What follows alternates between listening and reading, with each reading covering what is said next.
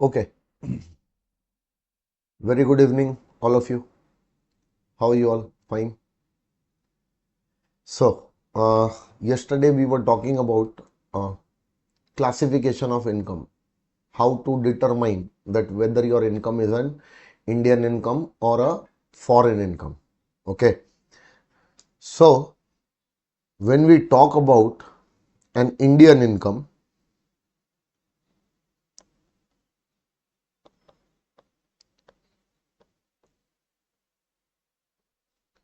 under the Income Tax Act, we have to see the place and time of accrual or receipt of the income. So, by looking at the place and time of accrual or receipt of the income, we'll come to know whether that income is Indian or that income is foreign. So, if your income is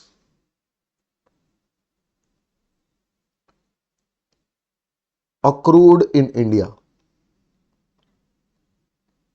what did I say? If the income is accrued in India, then that income is Indian income. Or it can be received also in India. So if the income gets accrued in India, that is Indian income, or if it is received in India, then also it is an Indian income. So what I want to tell you over here, that accrual happens or the receipt happens in India, it will make the income Indian income. Once the income gets accrued in India, no need to see that where it is received. If it is accrued in India, received in India, Indian income. Why? Because it is accrued in India. If it is accrued in India but received outside India, still it is an Indian income because it is accrued in India. Accrual happens in India, then don't check where the income was received. But on the contrary, if the receipt happens in India, you receive your income in India, then don't check where the accrual was. Getting my point? Accrual might be outside India, but it will not make any difference because the receipt happened in India. So income received in India, but accrued outside India. Indian income. Why? Because it was received in India. Received in India and also accrued in India. Indian income. Why? Because it is received in India. So either of the two things should happen. Either the income should accrue in India or the income should be received in India. It will make your income Indian income. Okay. Now, what do you mean by accrual? See, accrual means arising. Accrual does not mean that income is getting due. No. That is different. Due means you have the legal right to enforce the payment now. Due means you have the legal right to enforce the payment. Due happens, then you get the legal right to get that income from the payer. But accrual means something different. Accrual means generation. Accrual means arising. So usually you have to see from where the income is getting generated, from where the income is arising from. Getting my point? The place where the source of income is usually is the place from where the income generates. The place where the source of income is usually is the place from where the income is arising. For example, I have a property in India, okay, and I'm earning rent from that property. So where is my source of income, rental income? Where is the source of my rental income? Source means house property. That is in India. So from where the rent is arising? The rent is arising from India. Getting my point? Listening? Understanding? So tell me one thing. If there is a bank account in a bank in India, And from that bank account, if I'm earning what? Interest. So interest is my income. But what is the source of that interest income? That bank account, that FD. Where is that bank account? Where is that FD situated? That is situated in a bank in India. So from where my interest is arising? The interest is arising from India. Getting my point? For example, I'm I'm I'm I'm providing my services to the employer in India. So where I am providing my services? India. And from those services only my salary income arising. Getting my point? So where my income is arising from? India. Accrual means generation. Accrual means arising. Accrual does not mean becoming due. Income can become due outside India also. Income can become due in India also. But you don't have to see where the income is getting due. You have to see where the income is generating from, where the income is arising from. Due is different from accrual. Huh? Okay. So let us take one example. See, for example, now, if I say that I'm working in some company. Okay. So today I will go, I will work in that company. My salary will arise for today. It will not become due. It will arise. Tomorrow also I will go and I will work in that company. My salary for tomorrow will also arise. It will not become due. Day after tomorrow I am going and I am working. My salary for day after tomorrow arising, getting generated. But that does not become due. Likewise, I'll do it for the entire month. Salary keeps on accumulating. Salary keeps on generating. Yes or no? And once the month is over, end of the month, salary becomes due for the entire month. But for entire month, what was happening? It was getting generated. It was accruing. Getting my point? And end of the month, the entire salary for the month became due. Means I got the legal right to receive it from the employer. Got it? So accrue is different and due is also different. What I am saying, that in order to call any income, that income is becoming due in India. No, no, no, no, no, no. That income should accrue in India, getting generated from India or arising from India. In short, the source from where you are earning the income, that source of income should be there in India, from which you are deriving that income. That income is getting generated. Then you don't have to see that where the income is getting received. Even if it is received outside India, will not make any difference. Since the accrual was in India, the income will become Indian income. Okay. Now, what is the meaning of received? Okay. Received means, sir, income coming in my hands. No, no, no, no. Received means at what time the income is coming in your control for the first time. Income coming in my control for the first time is the time when I can say that the income is received by me. Income coming in my hands for the first time, coming in my control for the first time at a place, I can say that I have received the income at that place. I am taking that income in my control for the first time in India. Then the income is received in India. I am taking that income in my control for the first time outside India, meaning that I have received income outside India. Received means what? When you get the income in your control for the first time, that is the time, that is the point when you can say that you have received the income. Getting my point? Income coming in control for the first time. It can come in your control for the first time either directly, or it can come in your control for the first time indirectly also. Now let's take one example to understand it more clearly. Okay. Tell me, if there is a house property situated outside India. Okay. So you have a house which is in US. Okay. Now what is happening in this US house now? You have given this house on rent to someone. Tell me, where is the house? USA. So the rental income from that house is getting generated outside India, meaning the rent is accruing outside India.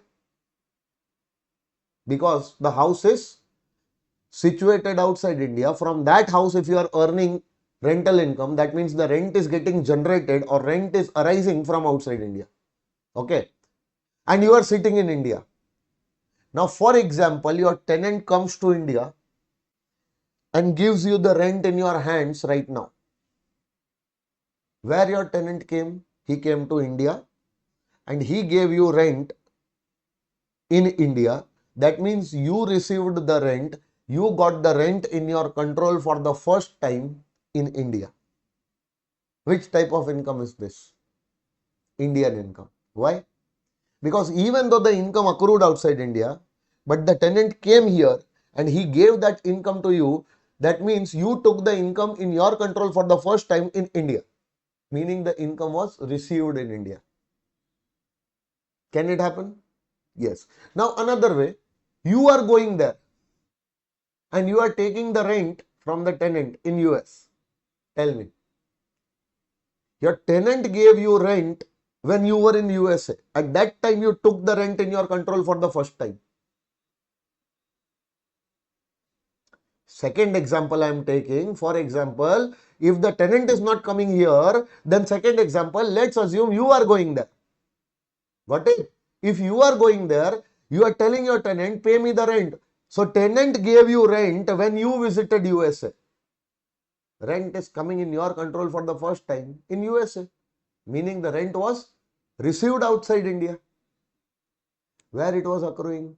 Outside India. Where it was received? Outside India. Received means you are taking the rent in your control for the first time. That was outside India. So received outside India. Accrued also outside India. Tell me, anything happening in India? Neither the accrual is happening in India, nor the receipt is happening in India. Now you cannot call this income an Indian income. This will become your foreign income. A or B? Which foreign income? Part A foreign income or Part B foreign income?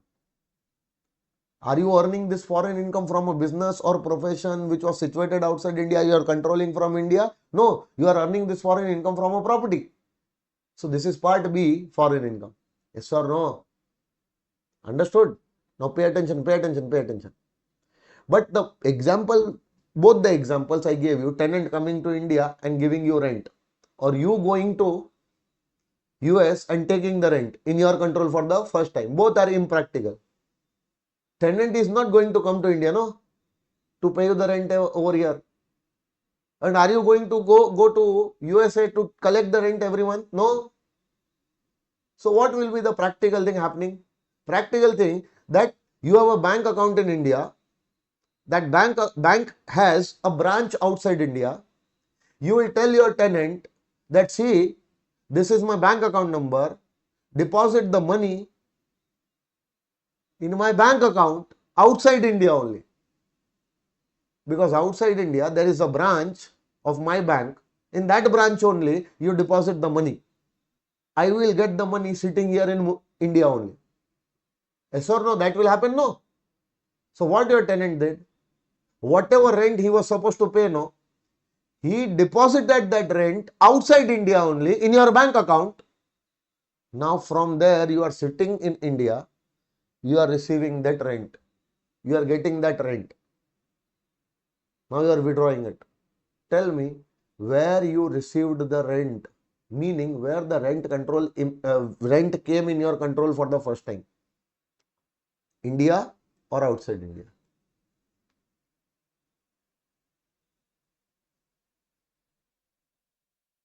Come on, tell me.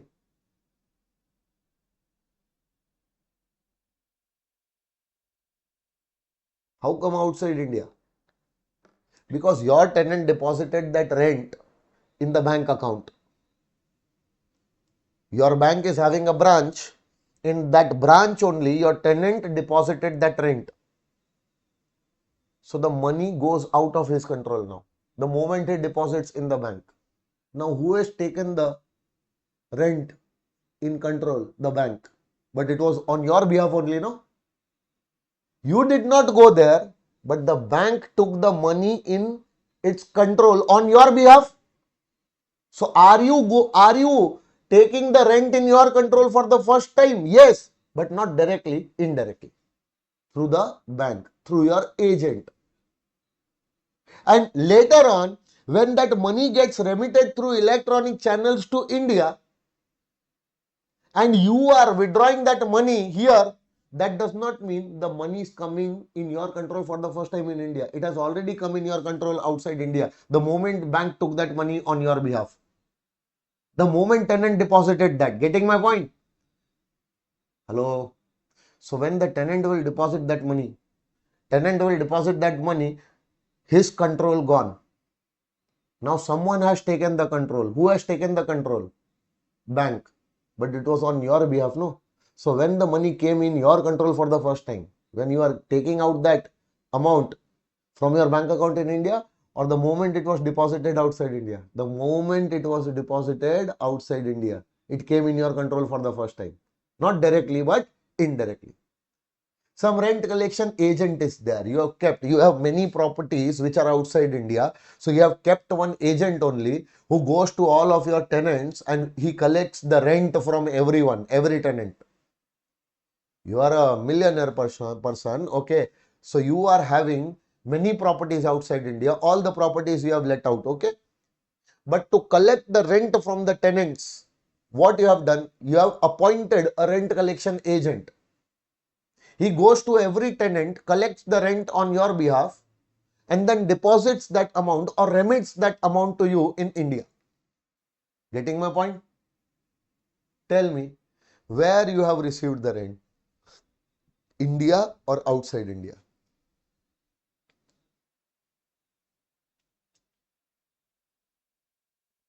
So now, no, it is still outside India, madam. Still outside India. Instead of bank, now it is your agent who is taking the money in his control. Hello? And later on when he remits, no, remittance does not mean receipt.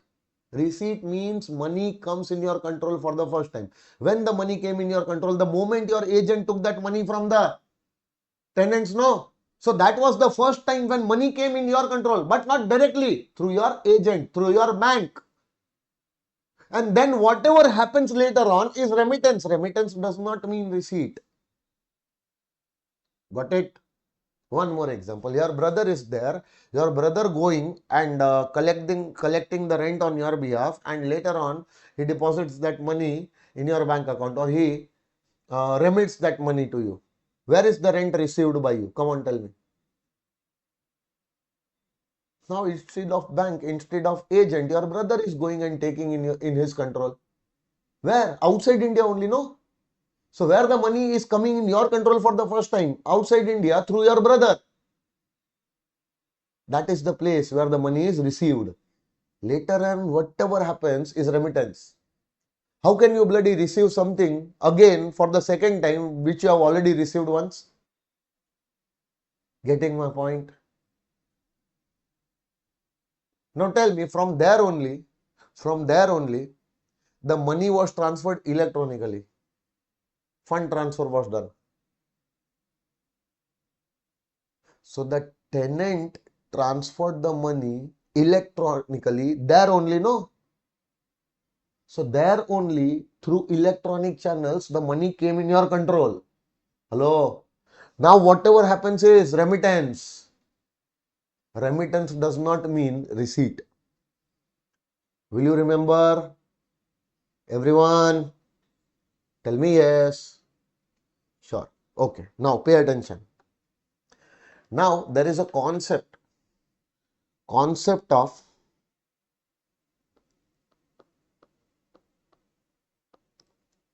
deemed to accrue or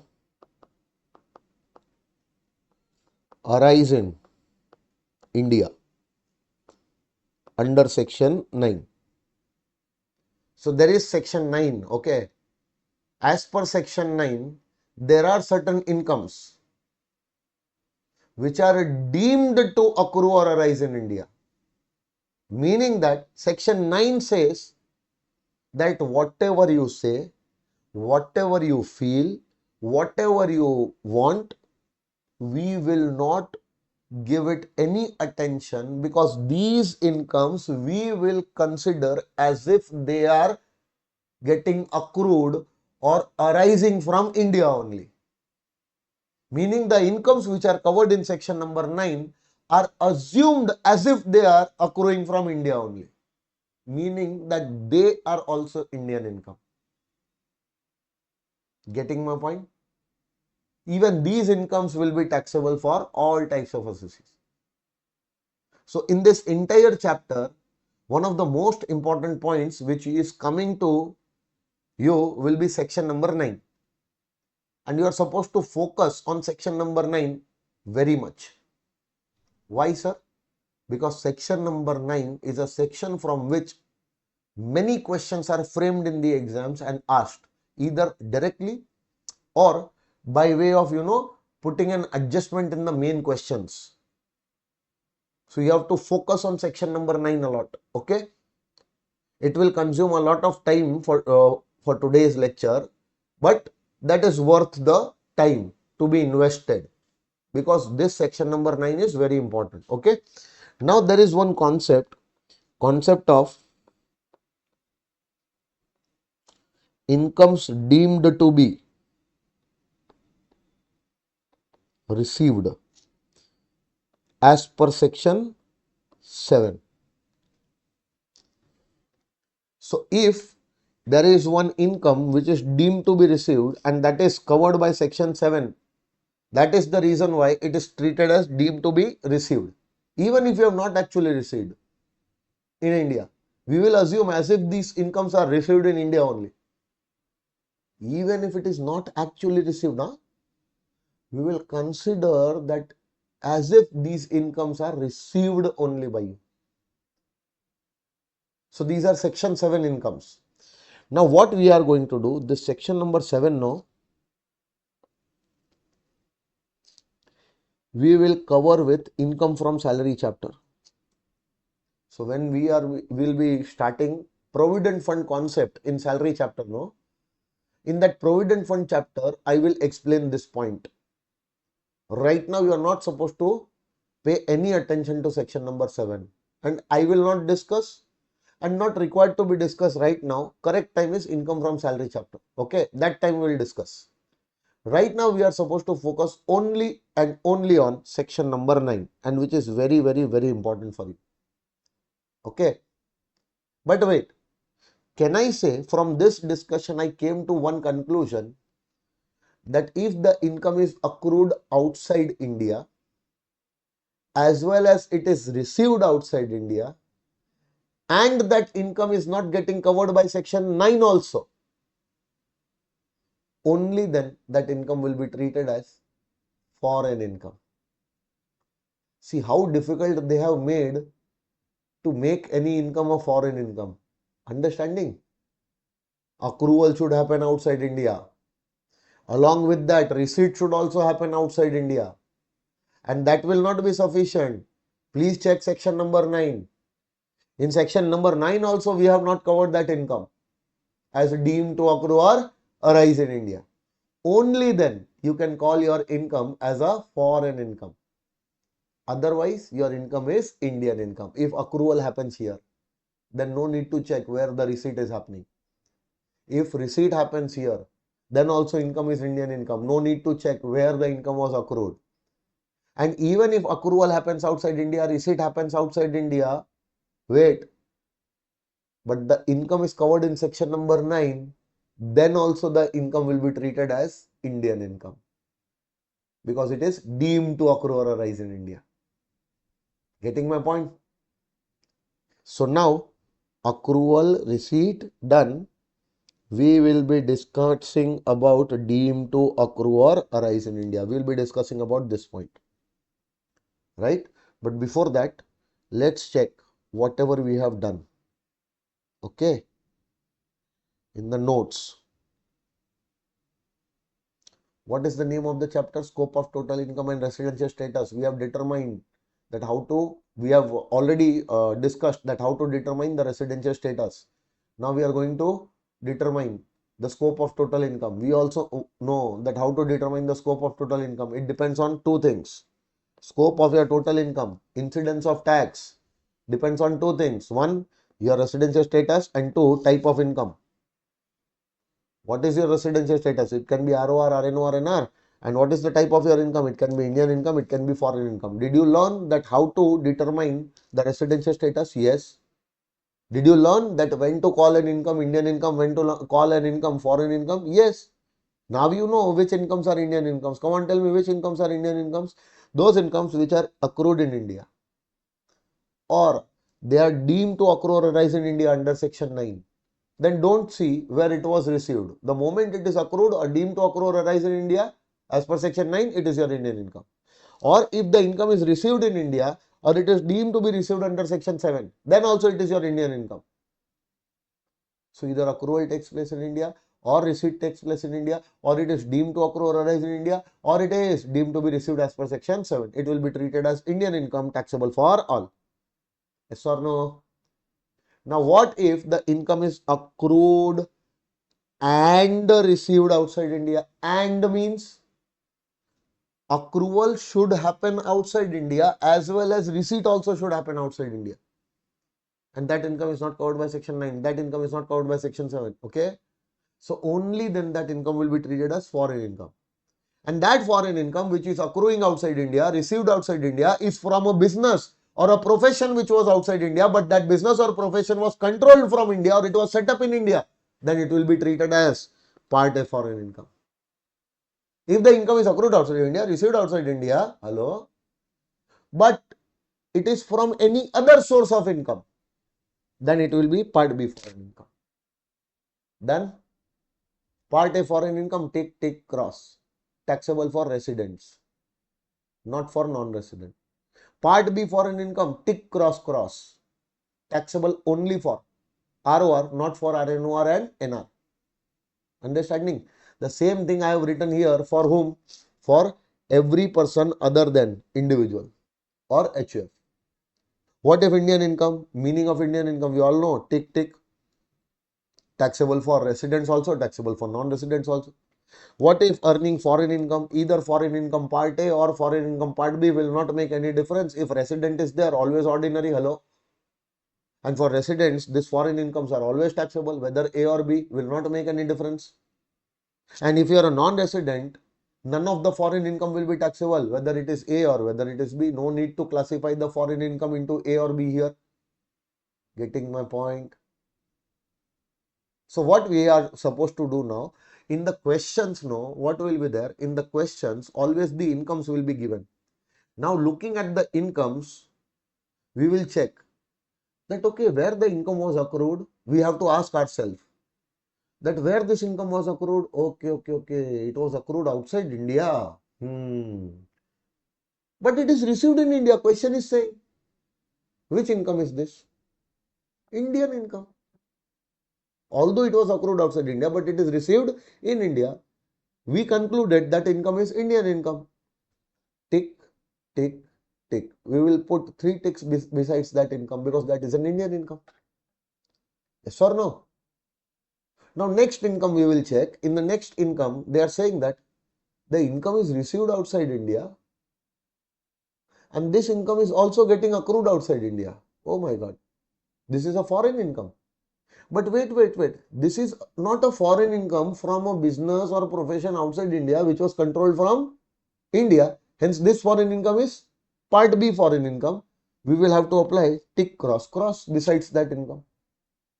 So we will have to check the income, and by checking the income, while checking the income, we will have to ask where the accrual is taking place, where the receipt is taking place, whether the income is getting covered by Section 9 or not. Okay.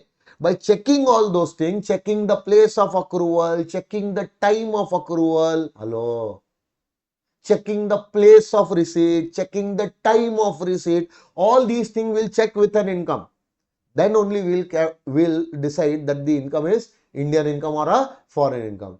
If we decide that the income is Indian income, besides that income, we'll put 3 ticks, tick, tick, tick, Indian income. And what if the income is foreign income? We will say tick, tick, cross if that is Part A foreign income. We will put tick cross cross if that is part B foreign income. And now we will have to check the residential status of the assessee. In the question only, it will be given that this is the residential status of your assessee earning these incomes. Or it will not be given, they will be giving you the details on the basis of that you determine the residential status. And now, for example, you determine that the residential status was RNOR. So out of 3 columns, which column becomes relevant now? Center column will become relevant. Now, if you have to see in the center column, if you have put a tick, then that income is taxable for RNOR. In the center column, if you have put a cross, then that income is not taxable in the hands of this RNOR. Hello, sir. Getting my point? So, we will be solving some questions on the basis of that. We are supposed to see, we will get good idea that what I am trying to tell you. But I think you might have got a basic idea that what we are supposed to do now. Okay. So, please pay attention. See, the tick means what? Tick means income is included in the computation of total income. These incomes will be included in the computation. Cross means income will not be included in the computation of your total income. Okay. Note number 1. Read the note number 1 very carefully. I want all of you to read it first.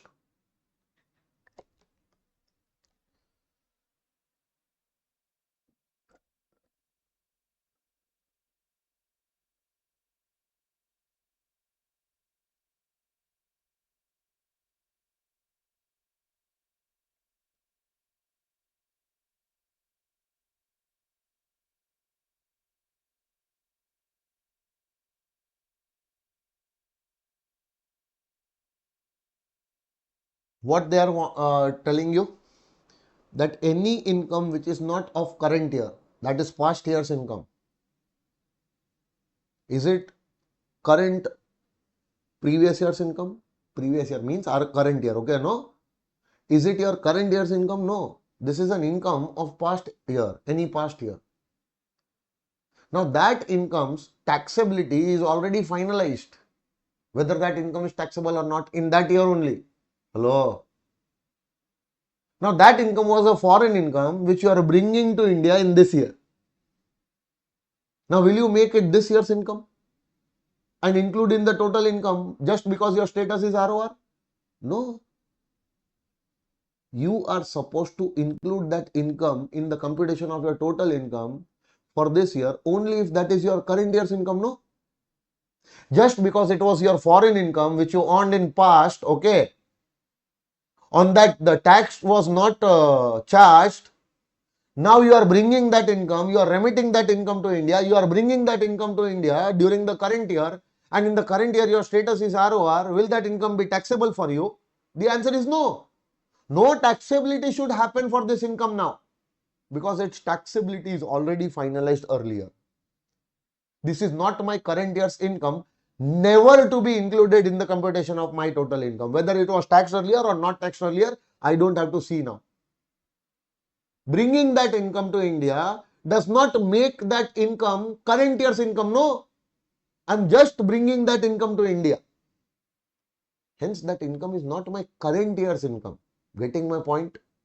And if that income is not my current year's income, so will it be taxed in my hands based on my current year's residential status? No, I don't have to include that income in the computation of my total income at the very first instance. Because this year's total income computation will include only this year's incomes. The incomes which are considered as this year's income will only be included or excluded.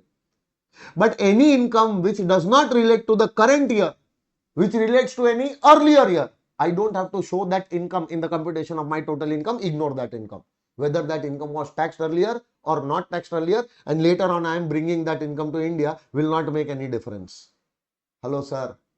So when you see such kind of income, what you will do? Now you will remember this? Sure? Now pay attention. An income which is exempt under the provisions of Income Tax Act shall be exempt for all types of assessees irrespective of the residential status of such assessee. See, under the Income Tax Act, no, there are certain exemptions given. For example, there is one agricultural income which you are earning from a land situated in India. So, land must be situated in India. Okay. From that land, if you are earning what? Agricultural income. So that agricultural income is fully exempt under section 10(1). Full stop. Now they are not saying that this agricultural income will be exempt only if you are ROR. Will not be exempt if you are NR. Or will be partly exempt, partly taxable if you are NR. No, no, no, no. They are saying that if you are earning any agricultural income from a land situated in India, that means that agricultural income will be exempt fully under section 10(1). So for whom it will be exempt? It is exempt for all. So if your status is ROR, can you claim this exemption? Yes. If your status is RNOR, can you claim this exemption? Yes. If your status is NR, can you claim this exemption? Yes. So exempt incomes, if nothing is mentioned specifically, if it is exempt, it is exempt for all. It is exempt for ROR also, it is exempt for RNOR also, it is exempt for NR. So whatever may be your residential status, don't bring this income in the computation of your total income. Why? Because this income is exempt. And it is exempt for all. Understanding? So past untaxed income, what you will do? You will put 3 ticks. No, you will put 3 cross. ROR, RNOR, NR, whatever is your status, past untaxed income not taxable in the current year. No, don't include in the current year's total income. Yes or no? What if you will see exempt incomes? Put 3 crosses. Not included in the computation of your total income, whatever may be your residential status. Hello, sir. Should I move ahead? Sure, no? Now, whatever I have explained here, no? Entire thing. The summary of entire part is given here. Come on, check. The entire summary is given. Income, accrued in India, accrued outside India. Come on, fast. Read it properly, huh? And tell me, you want me to explain this or you understood this?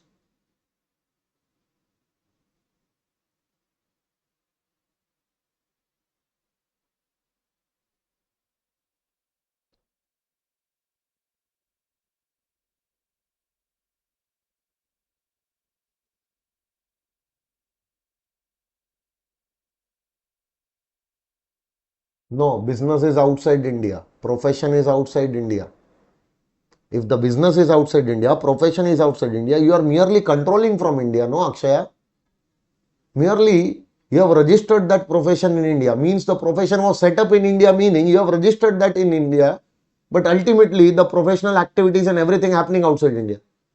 Set up means what? Starting. You started in India. Set up means starting or registering. For example, you are a chartered accountant, okay? And as a CA, you have set up your CA profession in India. But now you have a branch outside India serving your foreign clients. So in that branch you are doing your CA practice, means your profession only, no? But that profession was set up here, having a branch there. From that branch you are providing services to your foreign clients. Got it? So how accrued in India? Where is your office? Outside India. Where is your business? Outside India. You are providing services outside India. You are getting money outside India. Which income? Foreign income.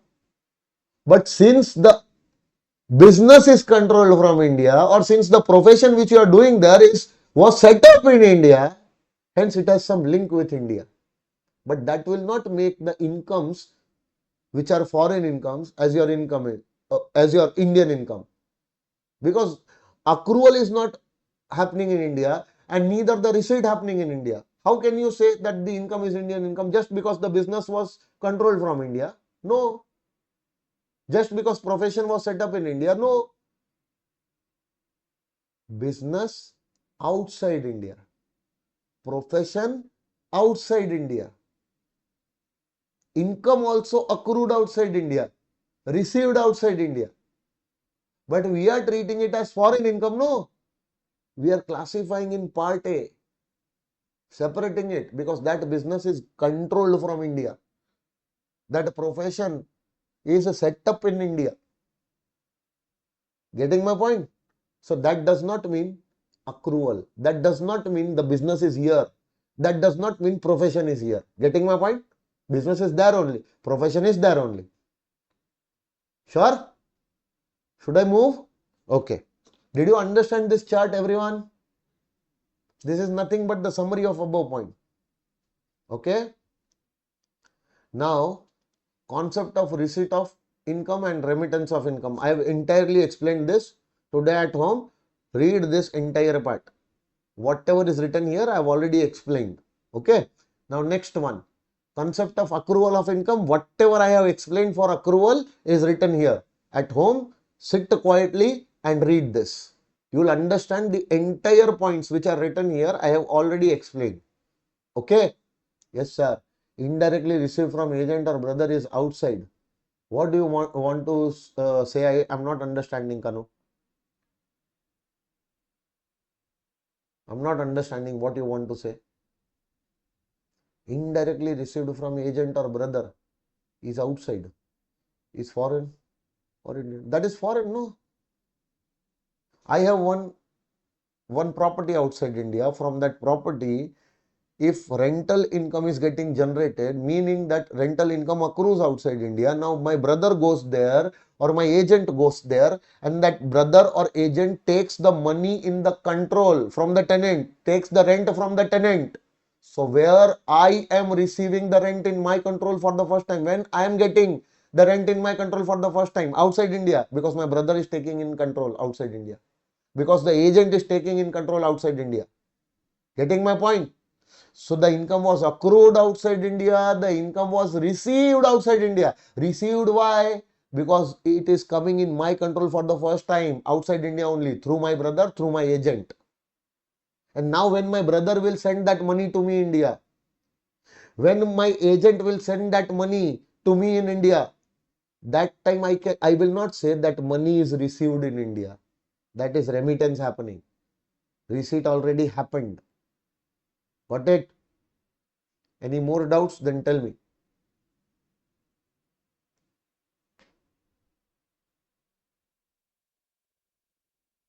Bharti is typing it out, I guess. Only through bank income comes as Indian income. No, through bank also, how come Indian income? The tenant deposited money there. It came in my control for the first time there only, no? So where it is received? Outside India. Hello? See, you are supposed to keep your minds open, not just eyes or ears. You are supposed to keep your mind also open. The place where I will get the money in my control for the first time, that is the place of receipt. So what if the tenant deposited that money outside India? Tenant deposited that money in my bank account, but that deposit happened outside India. So did I get the money in my control for the first time outside India only? Yes, because bank took the money in the control on my behalf, meaning I got the control of that money outside India only. No, not directly, but indirectly through my bank. So where did I receive the money? Outside India. Where did I receive the money? Outside India, because the money came in my control for the first time outside India. The moment the bank, it was deposited in the bank. Now, through banking channels, if the money is reflecting in my account in India and I'm withdrawing, can I say I have received it? No, I have not received it here. I have already received it outside India. Got it? This is the same thing which I explained earlier also. Why so much confusion? Money comes in my control, either directly or indirectly. For the first time is the place of receipt. That's it. Got it? It can come directly also in my control, or it can come indirectly in my control. How come directly? I am going there and I am taking the money. Direct control for the first time. But I am not going there, but I am sending someone there who takes the money in the control on my behalf. So that is money coming in my control for the first time. There only, no? Got it? It can be bank. It can be my brother. It can be my agent. It can be my staff, my employee. It can be anyone. Got it? Okay. Now pay attention. Section 7. Can you see on your screen? Read the note. Read the note, friends. Discussed in detail while studying salaries head. So right now, assume as if section 7 is done. Assume, assume. It is not done. Even I know. We'll be doing it with salaries chapter in detail. Okay. So that time I will bring you again to this part. Okay. Right now, leave it. Come to section number 9. See why there is a need to deem one income as Indian income. Because it was not becoming Indian income, so we had to. There was no option. We have to deem it as Indian income. Because it is directly not becoming Indian income. Because why? Accrual is not happening in India. If accrual happening in India, directly it will become what? Indian income, no? Or receipt is also not happening in India. If receipt happens in India, meaning income coming in my control for the first time in India, means receipt is happening in India. Hello. Then also the income will become Indian income. Accrual is not happening in India. Receipt is not happening in India. Meaning income is not directly becoming an Indian income. So there is a need to deem it. Deem it as accrued in India. Understanding? But wait. It will be a requirement only if the assessee is RNOR or NR. Because for ROR, whether it is an Indian income or a foreign income, what difference will it make? That income is going to be taxed in his hands, no? So wherever the income is accrued, wherever the income is received, hello, whether that income is Indian income or a foreign income, what difference will it make if your status is ROR? It will not make any difference. It is always included in the computation of your total income. So what is the need of section number 9? Need of section number 9 is that the income is not becoming Indian income directly. And your status is also not coming ROR, it is coming RNOR or NR. And just imagine if your status is RNOR or NR. And if this income is not directly becoming your Indian income, that means you will try to call these incomes as your foreign incomes. And according to your status, these incomes will not be taxable for you in India. But they have deep connection with India. And in no case, these incomes should be treated as foreign incomes because they have deep connection with India. We want to charge tax on these incomes in India. But somehow you got this income accrued outside India. Somehow you received this income outside India. Hence these incomes are becoming your foreign income. And somehow you managed to make your residential status RNOR or NR. Accordingly, these incomes, even after being Indian incomes, even after having a deep connection with India, will not be taxed in India because your status is RNOR or NR, and somehow you will make these incomes as what? Foreign incomes, and you will not pay tax on these incomes also. You will come to us and you will start arguing. My status is RNOR. My status is NR. And see, this income is not getting accrued in India. This income I am not receiving in India. Hence, this income is my foreign income. I will not pay tax on this income. Bloody, you are not paying tax on that income, which should have been your Indian income. By making some adjustments in your residential status, by making some adjustment where it seems as if the income is accrued outside India, trying to take the control of that income for the first time outside India. You will try to do all the possible things not to pay tax on these incomes. So later on, whenever you are having such incomes and we enter into fight, saying that no, this income is taxable, you are saying no, this income is not taxable, we don't want such kind of fights for these incomes. If you want such kind of income, whether it is accrued outside India, received outside India, if you are trying to call this income foreign income, whatever is your residential status, RN, OR or NR will not make any difference. These incomes will always be treated as deemed to accrue or arise in India, meaning your Indian incomes. And irrespective of your residential status, now you'll have to pay tax on these incomes in India only. Getting my point, everyone? So this is the logic behind section number 9. Okay, no? Understand what are Indian incomes. Few incomes they have specifically mentioned in this section itself, that whenever you come across to these incomes, no, forget about everything.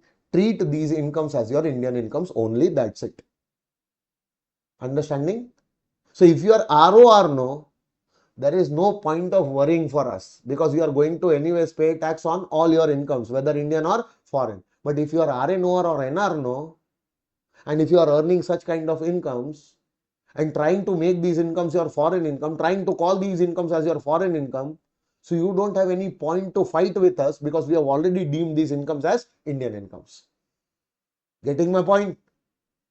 Hello, sir. Shall we begin? Point number 1. Following incomes shall be deemed to accrue or arise in India. Number 1. Any income accruing or arising directly or indirectly through or from any business connection in India. Wait. If this income which you are earning, if it was accrued in India or it was received in India, definitely it would have been your Indian income. Hello? Then there was no point of considering this income under section 9, no? So whatever income you are earning through this business or connection in India, definitely this income is accruing outside India. And it is received also outside India. Hello? What if your residential status was ROR? It was taxable for you. Then also there was no point of deeming. So it is deemed as accrued or arising in India for whom? For RNOR or NR. So that if your status is RNOR or NR and you are earning such income outside India, receiving such income outside India, and your status is also RNOR or NR, we are able to charge tax on this income from you. That is the reason why we are deeming this as your Indian income, because this is income which you are earning outside India from your business connection in India. You had some business connection in India, and from that business connection you are earning income outside India.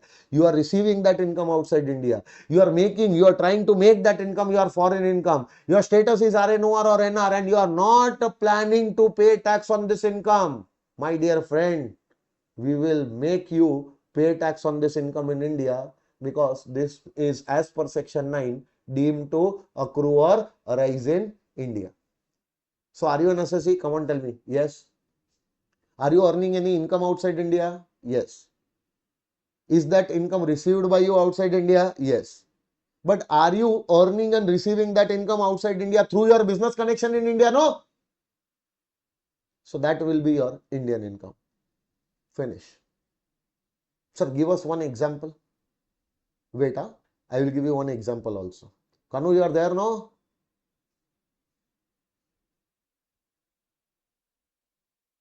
Or gone? Where is she now? Kanu? Please don't keep your videos off, huh? Okay. Current off. So it is understood. No problem. Wait. Now pay attention. Section number 9. In section number 9, they are saying that first income. If you are earning any income outside India, as well as that income is received also outside India, meaning that is a foreign income. And your status is also RNO or RNR. That means that income is not taxable for you in India. But the moment you will come to know that income is from business connection in India, no, don't call it a foreign income. Call it your Indian income, because that is covered by section number 9. And now whatever may be your residential status will not be of any importance, because the moment it is covered by section 9, it becomes your Indian income. You will have to pay tax on that income in India. Hello, sir. Now pay attention. First point, example I am giving you. In Germany, no, I have one car manufacturer. I am selling my cars in Germany. So what I am doing, there are different parts of the car.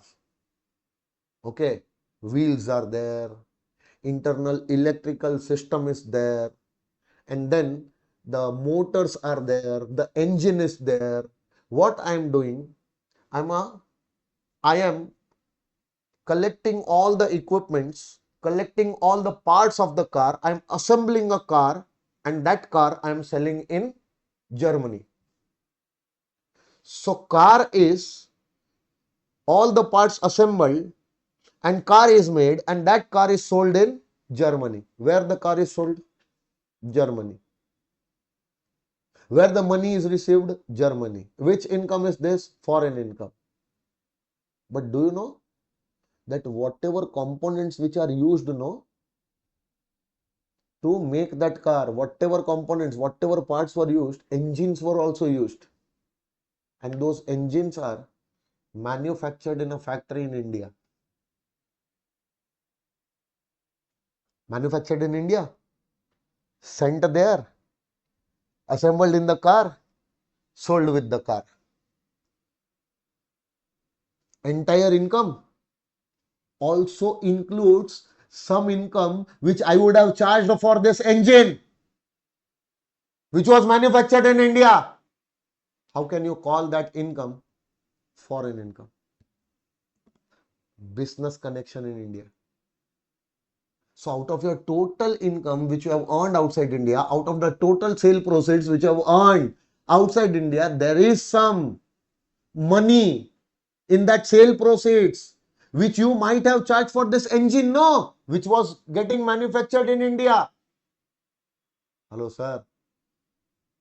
That is your income which you are earning outside India, receiving outside India from business connection in India. Out of the total sale proceeds of the car, no, proportionately calculate this income which was attributable to this engine which was manufactured in a factory in India. On that you are supposed to pay tax in India. Understood? One more example I'll give you. Okay. For example, you are a car dealer in Germany selling expensive high-end cars. Okay. Super costly cars. Super costly. You are selling the cars to all the rich class people. Now, few of your customers who are buying the cars from you are from India. Possible or not possible? Possible. Who is sending you those customers? Your agent 007 in India sends you those customers outside India. I am your agent in India, sending you those customers outside India who are buying your cars. Where? Outside India. Giving you money where? Outside India. Income earned outside India, received outside India by selling the cars. But all the cars you are selling, out of all the cars, few cars are sold to Indian customers who are coming through this agent, business connection. So your entire income which you are earning by selling the cars cannot be your foreign income. Out of your entire income, some income relates to this business connection. Some income you are earning outside India through this agent also, no? Who is sending you the customers outside India. So that was your business connection in India. And through this business connection in India, if you are earning any income outside India, that income cannot be treated as your foreign income. That income, my dear friend, will always be your Indian income. And your status is NR or RNOR, no problem. This income will still be taxable for you in India. Why? Because this is covered in section number 9. Got it? Hello? Next one. Any property, asset or source of income in India. Are you earning any income outside India? Yes. That income is also received outside India. But that income you are earning outside India, receiving outside India from a property or asset or any source of income which was situated in India. How is that possible, sir? I will tell you how is that possible. Wait. See, I am in Dubai. I have been staying there since many years. Okay. So I am in Dubai. You are also in Dubai. You are also staying in Dubai since many years. We have our family settled in Dubai only. Okay, no? You are doing your job, you are doing your work, I am doing my work, but we are friends. And now your family, now your family, meaning your mother, father, brother, sister, etc., they are staying in India. But they are not staying in their own house, they are staying in some rented house. Now that landlord in whose rented house they are staying, landlord wants your family to vacate the house. Okay, no? So you are searching for a new house in India for your family members, for your mother, father, etc. So we just met in Dubai. We are friends. We met in a get together. You told me that, sir, do you know someone having a house in India? I want to take that house on rent for my parents. Where is this discussion happening? In Dubai. But the discussion is happening about renting the property in India. Getting my point? I said, why are you worrying? Myself only having a property in India. So if you want, you can take that property on rent from me. Okay. I will tell some of my relatives to pass on the keys to your family. Okay. Let your family stay over there. And you start paying me rent over here. Where the entire deal happened? Outside India. Sitting there only, I gave my property on rent to you. Now charging the rent from you in Dubai only. Receiving the rent from you in Dubai only. For the property which was situated in India. Just imagine if this type of income is treated as foreign income, everyone will start doing such kind of things. Going out, giving their property on rent outside, taking the rent etc. outside. Who will pay tax? Nobody will pay tax then. So it is important to consider this income as Indian income, no? Understand, if the rent is received in India, no need to deem. But where the rent is received outside India, where the property was given on rent outside India, where the rent agreement, everything would have happened outside India, I will say that the rental income which I am earning is because of this rent agreement, which I entered outside India. But the rent agreement is regarding a property which was situated in India, no? The source of your income is not this rent agreement. The source of your income is that property which is in India. But ultimately, I will try to fight with the government. I will try to keep such kind of arguments in front of them. So to avoid all such arguments, that later on there should not be any litigation. Later on there should not be any arguments between the department and the assessee regarding the taxability of this income. Wherever you have made the agreement, we are not worried about that. Wherever you have received the rent, we are not worried about that. The property or the asset or the source of income was situated in India? Yes. And from that only, whatever income you are earning outside India, and even if it is received outside India, no matter what, that income will be treated as Indian income only. That's it. Section number 9, deemed to accrue or arise in India. So any income which you are earning outside India, receiving outside India from a business connection in India is your Indian income. Point number 1. Number 2, any income which you are earning outside India, receiving outside India from any property, asset or source of income in India, even that income is also treated as what? Indian income as per section 9. Getting my point? Now, what if you sell that property sitting there? Are you earning income? Yes, but now the income will be in the nature of capital gain income. What if sitting outside India, I have sold my land in India? Can I do it? I am sitting outside India. I have one huge piece of land, acres, few acres of land in India, which I don't want. And I am not going to go back to India. So that land is of no use to me. What I did? Sitting outside India only, I found a buyer. You are also outside India. But you want to buy a land in India. We both met and I told you that I want to sell my land. And you said that, okay, I want to buy your land, sir. Okay, no problem. Buyer seller meeting, sale agreement done outside India. You pay me the money outside India. Land is yours. That's it. The income is earned, no? Where? Outside India. Through that sale agreement. Where the income is received? Outside India. You will try to call this income as a foreign income. Yes or no? And your status is what? Sorry, you will not try to call it. I will try to call it because I am the seller, no? I am the seller. I was the seller in the example, no? Who was the seller? You or me? I was the seller. So I will try to call that income as my foreign income. But this income which I am earning outside India, receiving outside India, is from a land which was situated in India. Land is nothing but a capital asset. Not just land, many other assets are there. All the assets are capital assets only.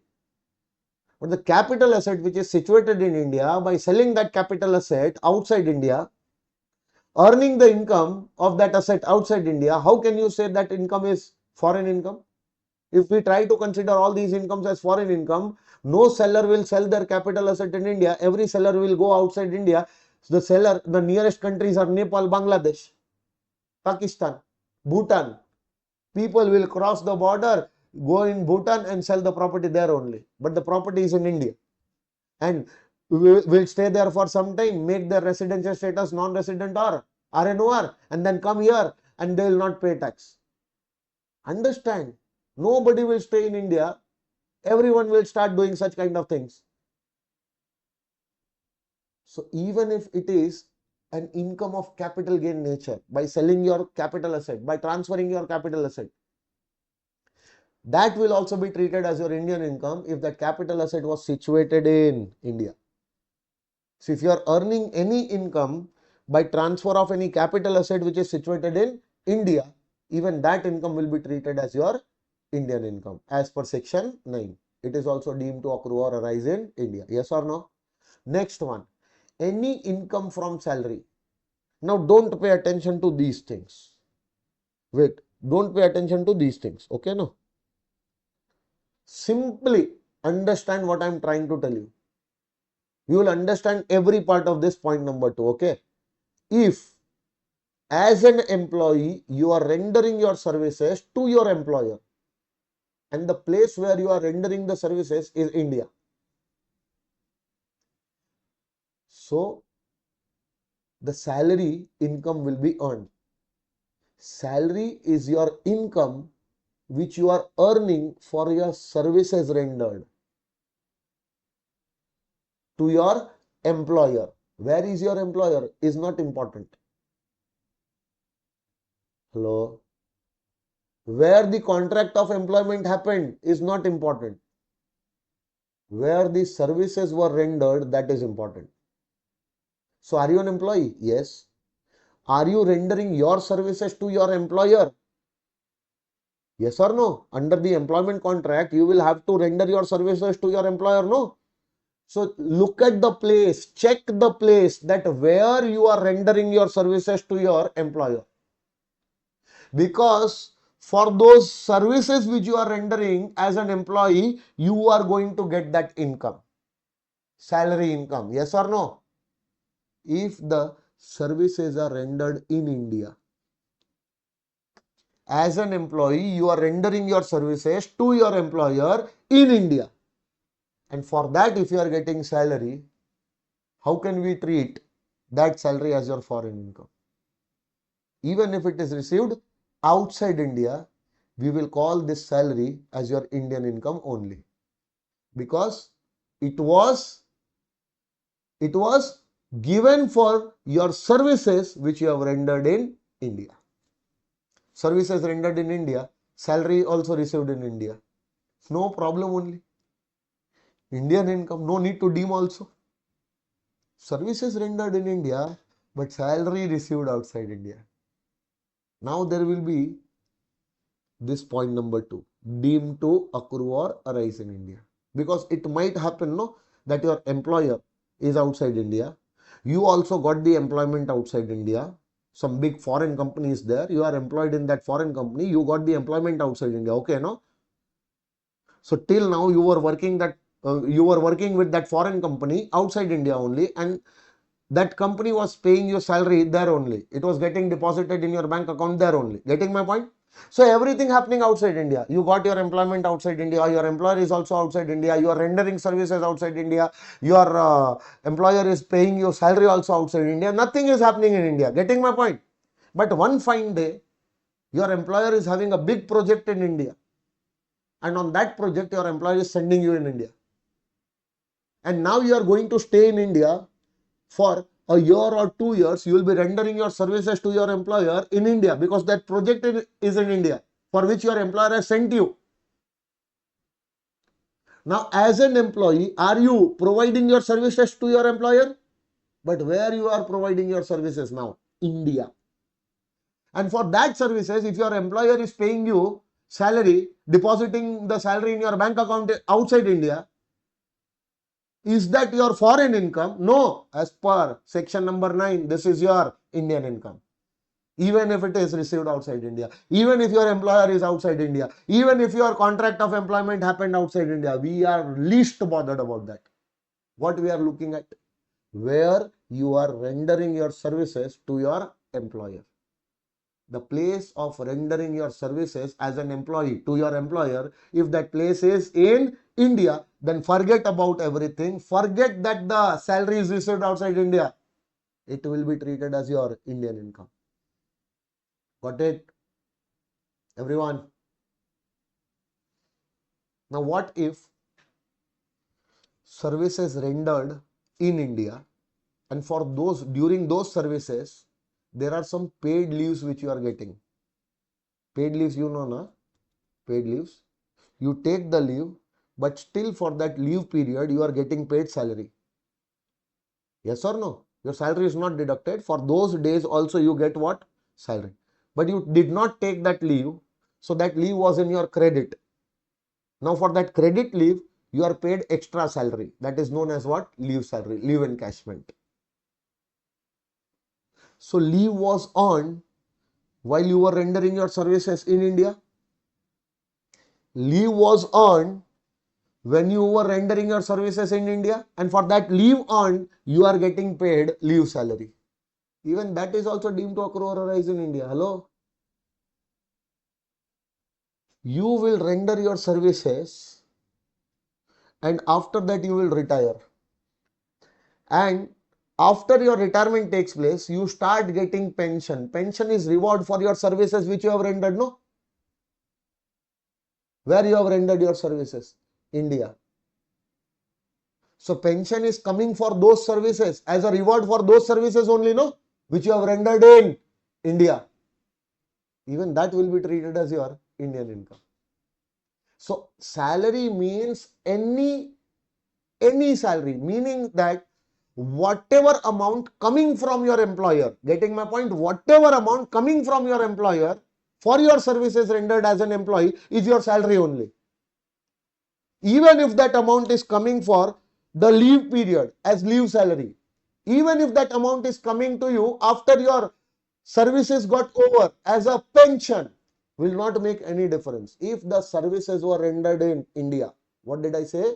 If the services were rendered in India, and for those services, whatever salary your employer is giving, whatever amount your employer gives is your salary only, by whatever name, including leave salary, including pension, everything will be always deemed to accrue or arise in India. Getting my point? Even if it is received outside India. Now, in order to call a salary income a foreign income, what is to be done? Come on, tell me. When can you call a salary income as your foreign income?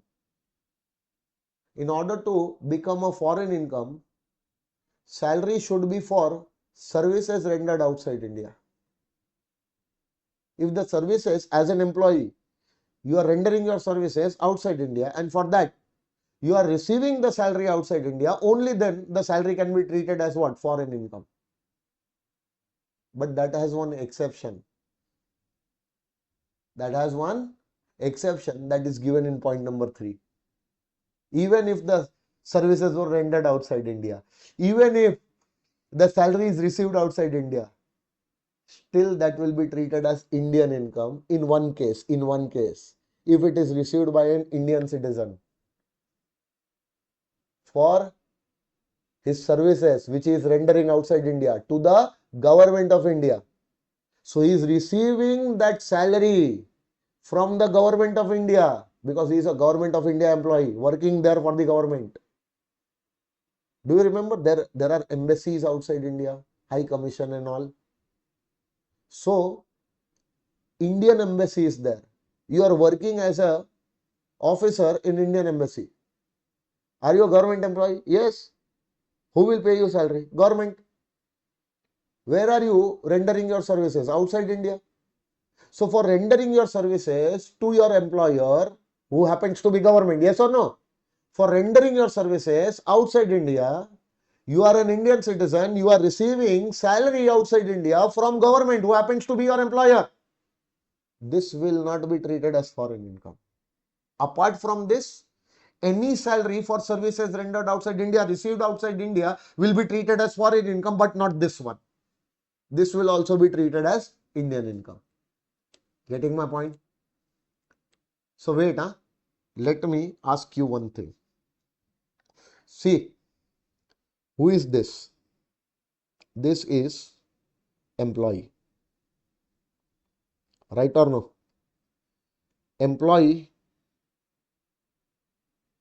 will render services. Which services? His employment services. Yes or no? To whom this services he will render? To his employer. Now, employer can be in India, outside India. We don't have to see where the employer is. Getting my point? Employment contract because of which you are rendering this services. Where the contract was made, in India, outside, no need to see. Don't see where the employment contract was made. Don't see where is your employer. You are just supposed to see where the services are rendered, where you are employed. You are supposed to see the place of your employment, place where you are rendering your services. Getting my point? So if the services are rendered, come on, in India, and for those services, you will get what? Salary income. And if that salary income is received,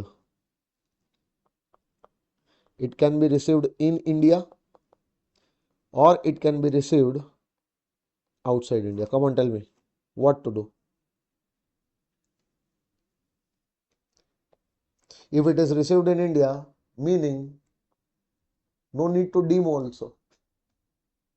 service is rendered in India, salary also received in India, no need to deem also. Indian income, hello, tick, tick, tick, ROR, RNOR, NR, everyone taxable for all. But what if service is rendered in India, but for those services, the salary is received outside India? Deem this. You have to deem this. Point number 2 was talking about this thing. This is deemed to accrue or arise in India. Whatever salary you are receiving outside India is for the services rendered in India only, no? It cannot be treated as your foreign income. It will be deemed to accrue or arise in India as per section 9. So here section 9 will be applicable, and as per section 9 this will become your Indian income, and tick, tick, tick. Got it, everyone?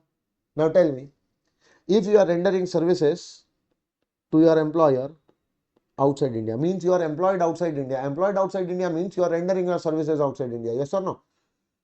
And for that, you are earning what? Salary income. Come on, tell me. Now this salary income, if it is received in India, no need to deem. The moment the income is received in India becomes what? Indian income. Tick, tick, tick. But what if it is received outside India? Come on, tell me. Wait. Where the services are rendered? Rendering of services happening outside India. Meaning the income is getting generated outside India. Accrual outside India. Yes or no? The place where the service is rendered is the place from where the income will arise. Hello? Getting my point? So income is arising. Salary income is arising outside India because the services are rendered outside India. And that is also received outside India. Tell me which income is this? Foreign income, yes or no? Yes or no? But here there is one catch. Point number 3 will come now. Now, even though this is a foreign income, still it will be deemed to accrue or arise in India as per point number 3. If this salary is received outside India by an Indian citizen from the government of India, this will be treated as section number 9, deemed to accrue or arise in India. In every other case, it will be treated as your foreign income, but only in this one case, this will be deemed to accrue or arise in India. Will you remember? So pay attention. Now tell me one thing. Here, if it is received outside India, so now we will do two parts over here. Who is receiving that outside India? By an Indian citizen from government, and government is the employer. So if you are government employer, for the government you are rendering services outside India and the salary is received by you outside India, but that is given to you by your employer, government, outside India only. Yes or no? In this only one case, it will not be treated as your foreign income. This will still be treated as your Indian income because this is also covered by section number 9. Yes or no? Tick, tick, tick. Indian income. Got it? In every other case, all other cases, income accrued outside India and received outside India, salary income accrued outside India, received outside India, in all the other cases will be treated as foreign income. A or B? Come on, A or B? Foreign income B, because this is not from a business or profession outside India controlled from India. Yes or no? So this is foreign income B. And foreign income B, what you do? Tick a cross a cross. Will you be able to do it? You have to identify, because all these things which I am explaining, no, you have to identify like this only in the main questions. And identification will happen only if you remember all these things. Will you remember? I can't hear you. Come on. Shout it out. Yes or no? Very good. Okay. Now pay attention. Who is this? Indian citizen. Rendering services outside India. And for those services, he is receiving salary also outside India. But that salary is receiving from the government. So that salary is not a foreign income for him. As per section 9, it is deemed to accrue or arise in India. It is his Indian income taxable. Yes or no? So this Indian citizen also receives perquisites and allowances outside India from the government. From the government. Meaning travel allowance he will be getting, he will be getting accommodation to stay, he will be getting cars etc. to drive. Yes or no? He will get many benefits, means perquisites. He will get many allowances. Apart from the salary which he is receiving, he is also receiving different types of benefits, perquisites, allowances and all. Where he is receiving? Outside India. From whom he is receiving?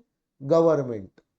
Is he an Indian citizen receiving these perquisites and allowances outside India from the government? Yes. So they are known as foreign perquisites and allowances, for which he will get exemption, full exemption under section 10 subsection 7. So as per section 10 subsection 7, this allowance is fully exempt. Foreign perquisite, foreign allowance fully exempt, not taxable at all. So whatever may be his residential status now, since this income is exempt only, will it be taxable for him? No. Hello? But apart from these foreign allowances, if he is getting salary that is deemed to accrue or arise in India, Indian income taxable also for him. Salary is taxable, but along with salary, if he is getting foreign allowances and perquisites, they are not taxable for him, because as per section 10(7), it is fully exempt. Whatever is his residential status, ROR, RNOR, NR, irrespective of that, this income will not be included in the computation of his total income, fully exempt. Hello sir, are you all awake? Should I move? So 3 points are done. Okay, now read the third point and the note. Read the third point and note.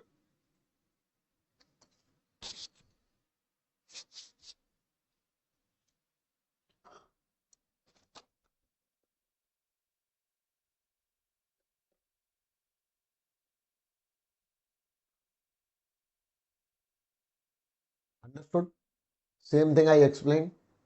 Sure. Now come to the fourth point. If dividend is paid outside India by an Indian company. So if there is one Indian company who is paying the dividend to its shareholders outside India. So definitely the shareholders are sitting outside India. They have invested in the shares of this company sitting outside India.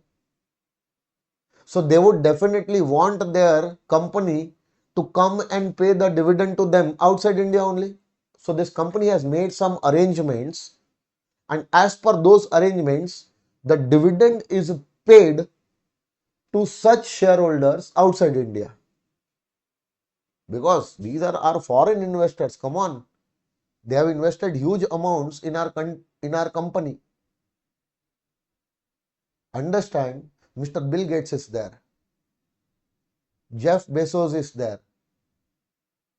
And one company in India, they have formed one company. So all the shares of this company are held by these two people. Okay. 50% shareholding by him, 50% shareholding by him. Both of them outside India, US, Bill Gates and Jeff Bezos. They have invested in the shares of the company, meaning they have only formed the company. They are the owners of this company. Yes or no? Now, whatever profits this company will make, those profits will be distributed in the form of dividend. So, this company will now make some arrangements so that the profits are distributed to the shareholders outside India. So now the company will pay them the dividend outside India only. Have they come to India? Never. Getting my point? Have they come to India to invest in the shares? No. They are just investing their money in India in a company. That company is doing business, earning good profits, and from that, whatever dividend is there, dividend is given to shareholder who are sitting outside India, and there are some arrangement made so that the dividend can be given to them outside India only. The dividend comes in their control for the first time outside India only. They are outside India, sitting outside India only. They have invested in some Indian company. They are receiving dividend also outside India. Do they have anything to do with India? Yes. This company where they have invested is an Indian company. If this company would have given dividend to anyone else in India, that would have been Indian income only, no? So why not this? Just because it is paid outside India, it will become a foreign income? No. If we allow this to become foreign income, everyone will start doing like this. So even though the dividend by this company is paid outside India, still that dividend will be treated as Indian income only. By covering it in section number 9. It will be your deemed to accrue or arise in India. Section number 9, it will be your Indian income. Getting my point? What if this dividend is paid in India? Then so there is no point of deeming also, no. It will automatically become what? Indian income. But if this is paid outside India, meaning the receipt happening for the first time, money is coming in the control for the first time outside India, getting my point? Then it cannot be treated as foreign income because it is a dividend coming from an Indian company. Always Indian income. So shares giving you dividend. These shares are whenever giving you dividend, meaning the income is arising from the shares. Where are shares? The place where the company is there. There will be your shares. So automatically income is generating outside India. Sorry, income is generating from India.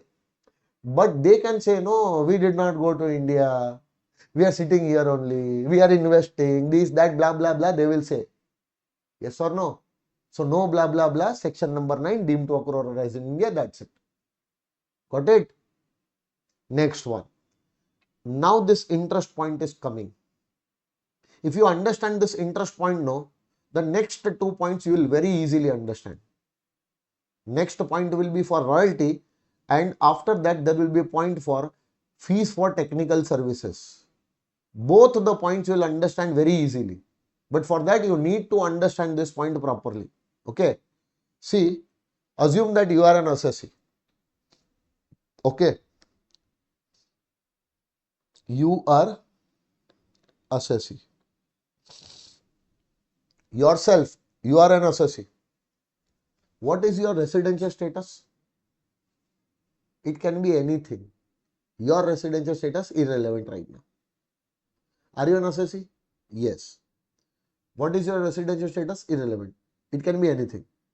So as an assessee, can you receive an income called as interest income? Tell me.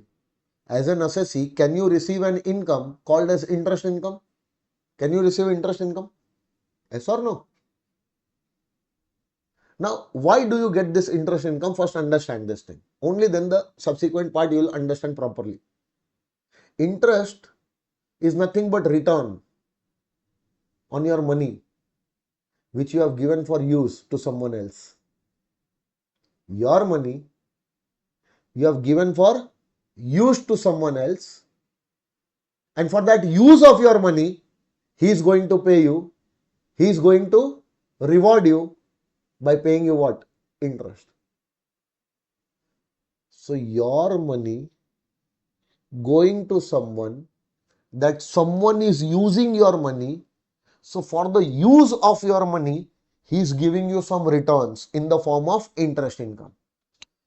Yes or no? Sure. So now the person who is using your money, no, you are supposed to see who is that person. The person from whom you are getting that interest will be the person who is using your money, no? Hello? You are supposed to see who is that person and where he is using your money.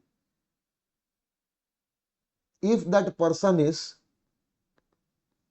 government, no need to check where your money was used. This interest coming from government will be always your Indian income because it is coming from government. That's it. So whenever government gives you any type of income, just see, no, salary also you received from government outside India. It was treated as Indian income. Whatever income will be given by the government, no, interest, royalty, fees for technical service, salary, blah, blah, blah, whatever income you are getting from the government, no, those incomes will always be your Indian income. Please remember this. So now what income you are getting from the government? Interest income. Meaning you might have given your money to the government for use. How? You might have invested in government bonds, government securities. That means government has taken money from you for use. Or the government might have taken some loan from you. You are a huge uh, multinational company who is tying up with the governments for some big project. And for that project, the government wanted some money. You provided money to the government. Possible or not?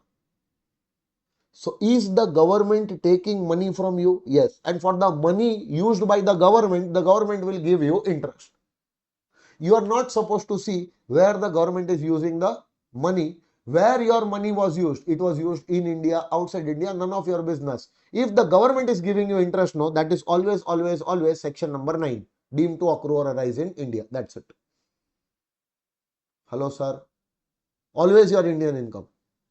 Understood? So this will always be covered by section number 9, meaning that tick, your Indian income. Now, should I take this example again now? Wait.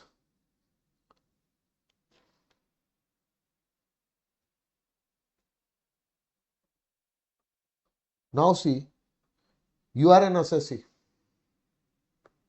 You are an assessee. Are you getting interest income?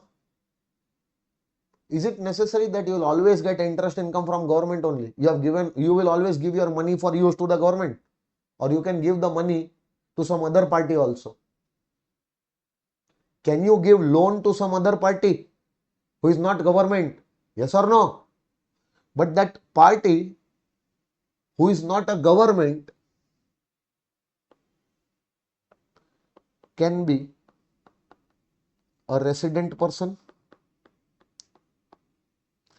any resident person, any resident person, ROR, RNOR, any resident, individual, company, firm, AOP, can be any person other than government, but that person is resident. So now you have given your money to this resident as a loan, and by using your money, for the use of your money, that resident will pay you what? Interest. This is also deemed to accrue or arise in India as per section 9. Yes or no? If it is coming from a resident.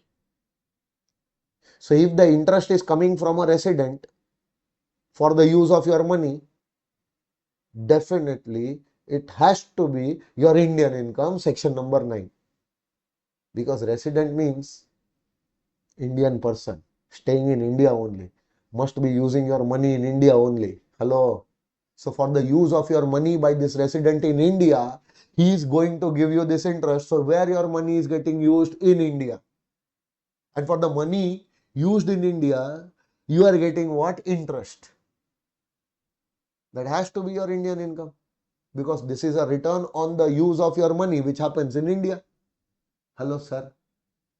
But wait, is it possible this resident is taking money from you and using your money outside India for any business, for any profession or source of income outside India? That means your money is not used in India. He is using your money outside India, and for that use, if he is giving you what? Interest, that will not be deemed to accrue or arise in India. So for this point, there is one exception. Akshaya, for this point, there is one exception. What exception? That if the resident is paying you what? Interest, and this interest is on loan. This loan was used for any business, profession or source of income which was outside India. That means ultimately your money is taken by resident, used for a business or profession or source of income outside India. So your money is used outside India, and for that use, if he is giving you interest, that interest will not be covered by section number 9. That is not deemed to accrue or arise in India, even if it is coming from resident.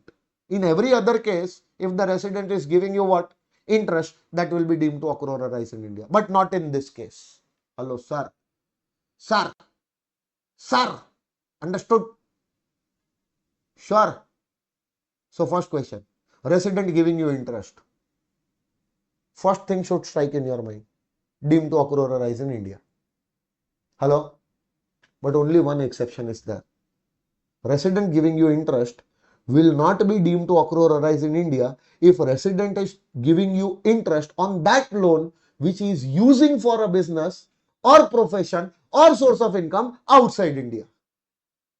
On that loan, if he is giving you interest, no, that interest will not be deemed to accrue or arise in India. So will that be your Indian income? Yes, if you receive that income in India. Not deemed, but if you receive it in India, it will become your Indian income. But what if it is received outside India? Then it will be foreign income. Accrued also outside India, received also outside India, then it will be your foreign income. Understanding? Sure. 1. Deemed or not deemed? Not deemed. Now see where it is received.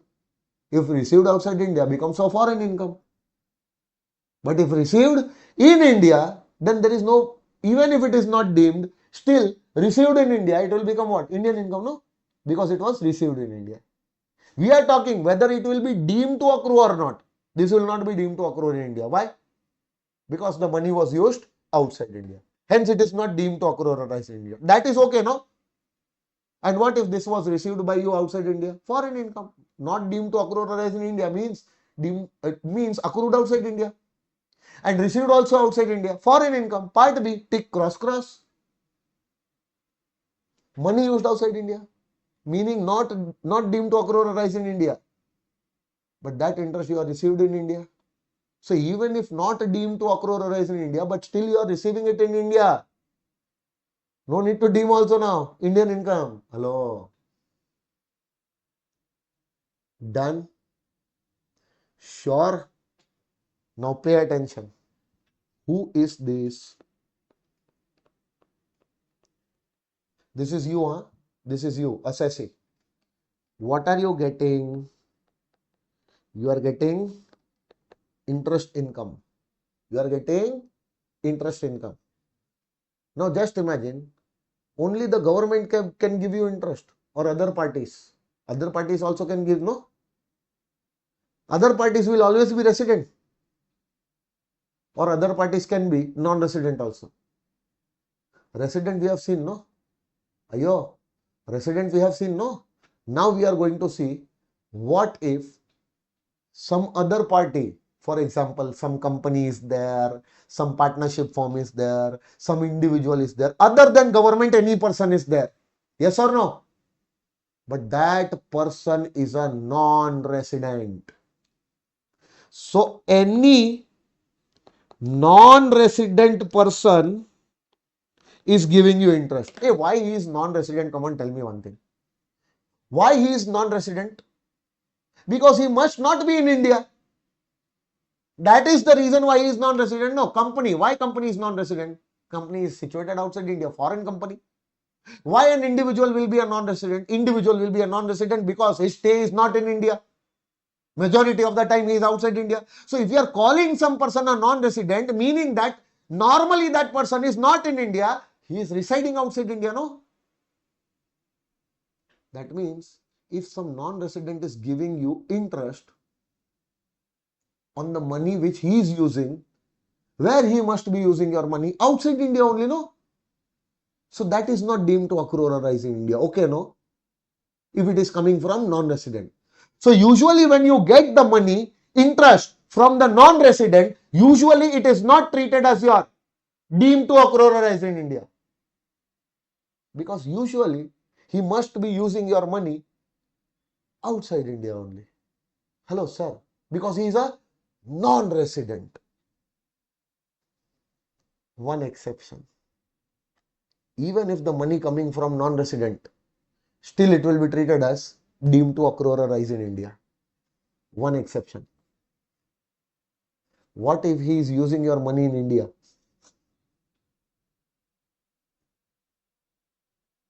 We are saying that from non-resident if money comes, will not be deemed to accrue or arise in India. If from non-resident, if the interest comes, will not be deemed to accrue or arise in India, assuming that he must be using our money outside India. Yes or no? Because he is a non-resident.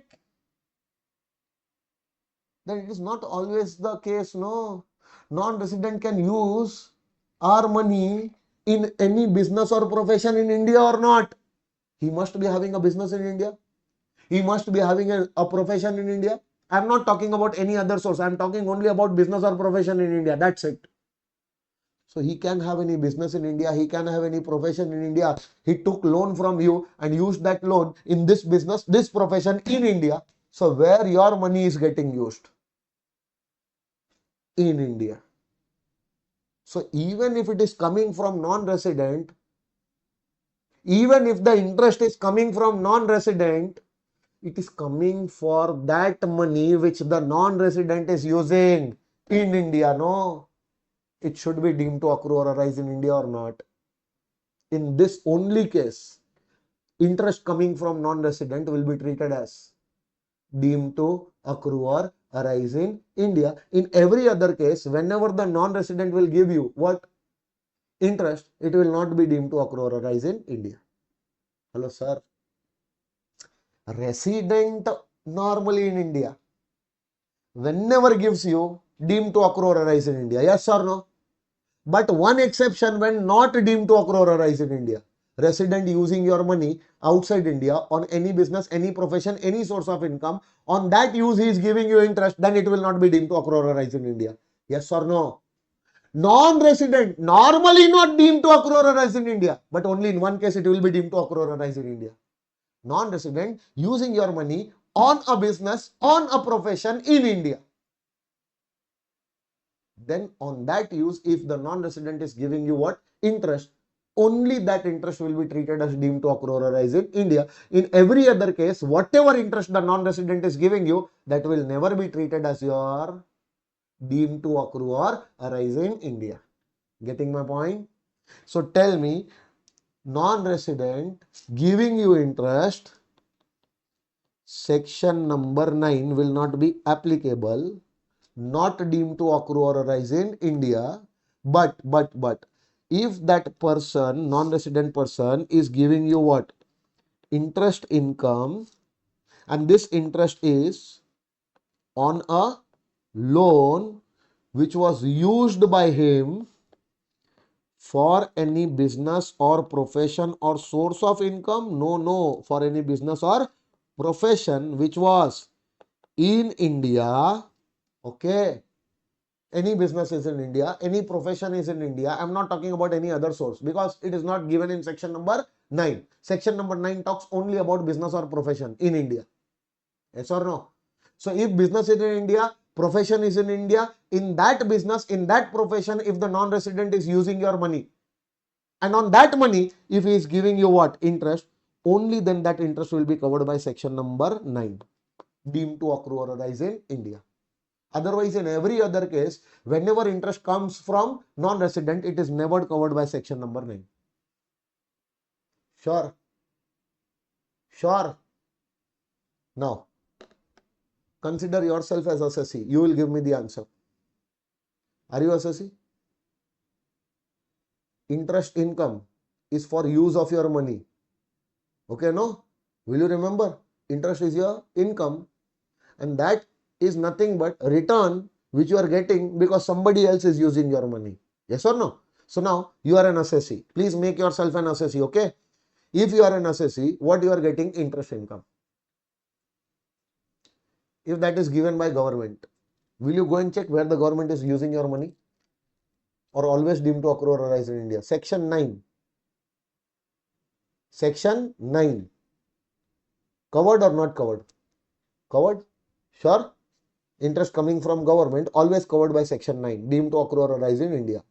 Done? Next one. Interest coming from any resident person, that will be also covered by section 9, deemed to accrue or arise in India. But it has one exception. If interest coming from resident, if interest coming from resident is on a loan which he was using on a business, profession, source of income outside India, on that loan, if he is giving you interest, will not be deemed to accrue or arise in India. Will not be deemed to accrue or arise in India. It is accrued outside India only. Hello. What if non-resident giving you interest? Usually not deemed to accrue or arise in India. Usually not deemed to accrue or arise in India, not covered by section 9. Okay. But one case, even if the interest coming from non-resident will be covered by section 9. Non-resident, you taking loan from you, using that money in a business in India or a profession in India. And on that loan, if he is giving you what? Interest, only then that interest will be deemed to accrue or arise in India coming from non-resident. Yes or no? Hello, sir. Easy or difficult? Easy, no? Now we have to apply the same logics for royalty. Pay attention now. What is royalty? What is the meaning of royalty? Come on. You are an assessee. You are an assessee. And you are receiving what? Royalty. Interest you receive for use of your money. So royalty you receive for what? For the use of your copyright, for the use of your trademark, for the use of your brand name. Understanding your intellectual property right. Can I say IPR? IPR. So you might have some intellectual property right, like you might have patent, you might have some copyrights, you might have some trademarks, brand name, etc. Many types of intellectual property rights you can have. So you are the owner, for example, of a patent. Let us take an example, patent. Okay, no? So you are the owner of a patent. Now you will allow the use of your patent to someone. By using your patent, for the use of your patent, that person will reward you by giving you this royalty income. So royalty income is nothing but it is a return.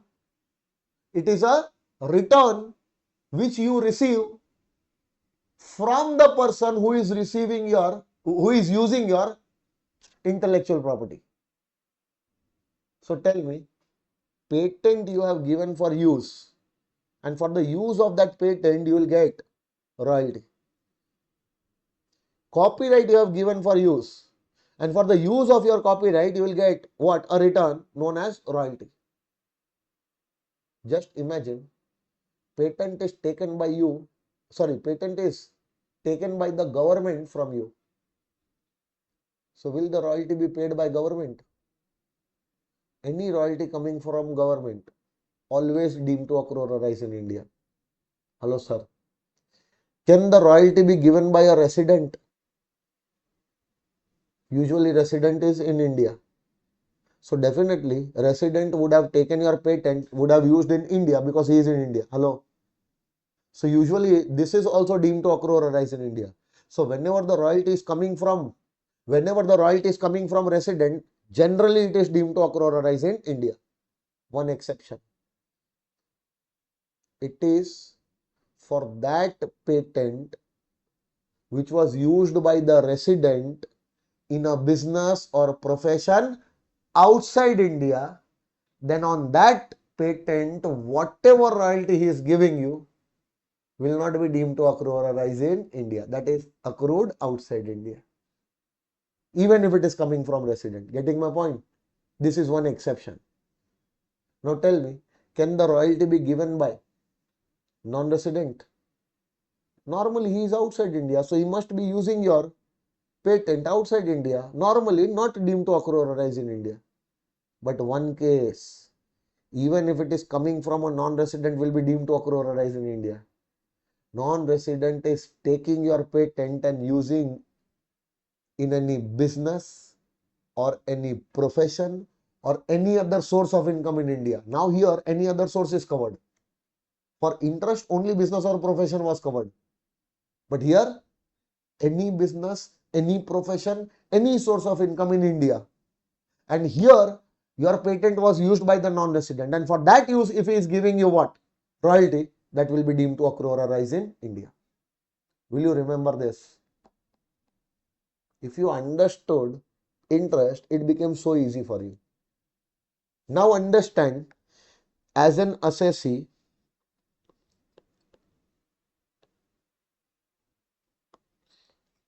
can you get some fees?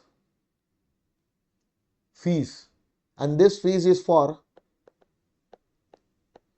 technical services.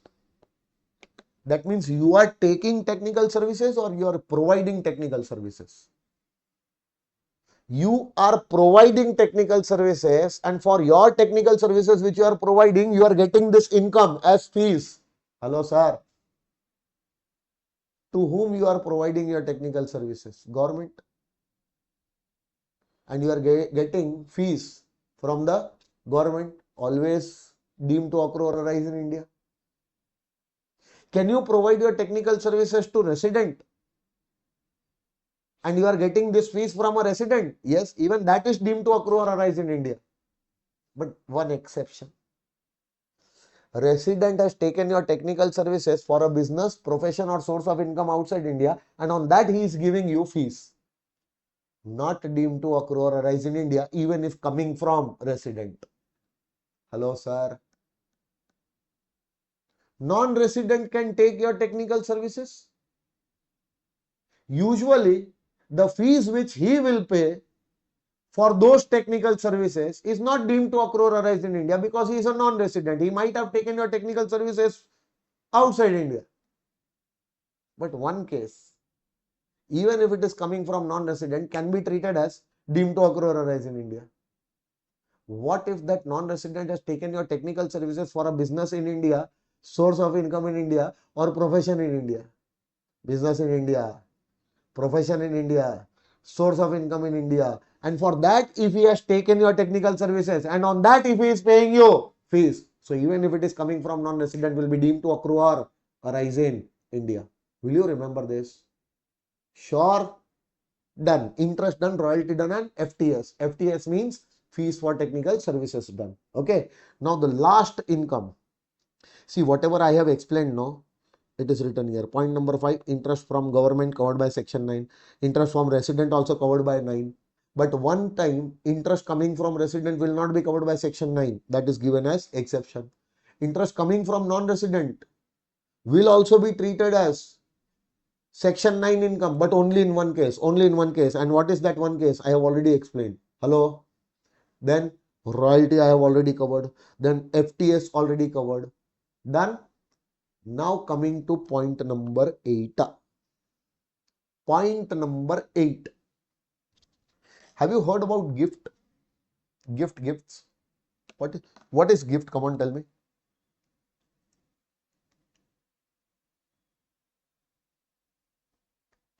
Something which you receive without any consideration is your gift. Are you doing anything in return? No. You are just standing and somebody coming giving you some money. Somebody coming and giving you some asset. That is a gift for you. Without doing anything, without any consideration, he is giving you something. That is your gift. Yes or no? Hello? So when we are going to study one chapter, income from other sources, later on, under that income from other sources, fifth head, the most important part is gift provisions. There we are going to discuss this point number 8 again. But right now I am explaining, remember this thing only. Gift is any sum of money coming to you is gift without consideration. Also, sometimes you get some assets also, even that assets is also treated as your gift. But we are not bothered about assets and all. We are bothered about sum of money. Sum of money means money, money. Are you getting money without any consideration? So that is a gift for you. Now, if you receive that money, without consideration outside India. See, if you receive that money in India, that means it is your Indian income. Hello.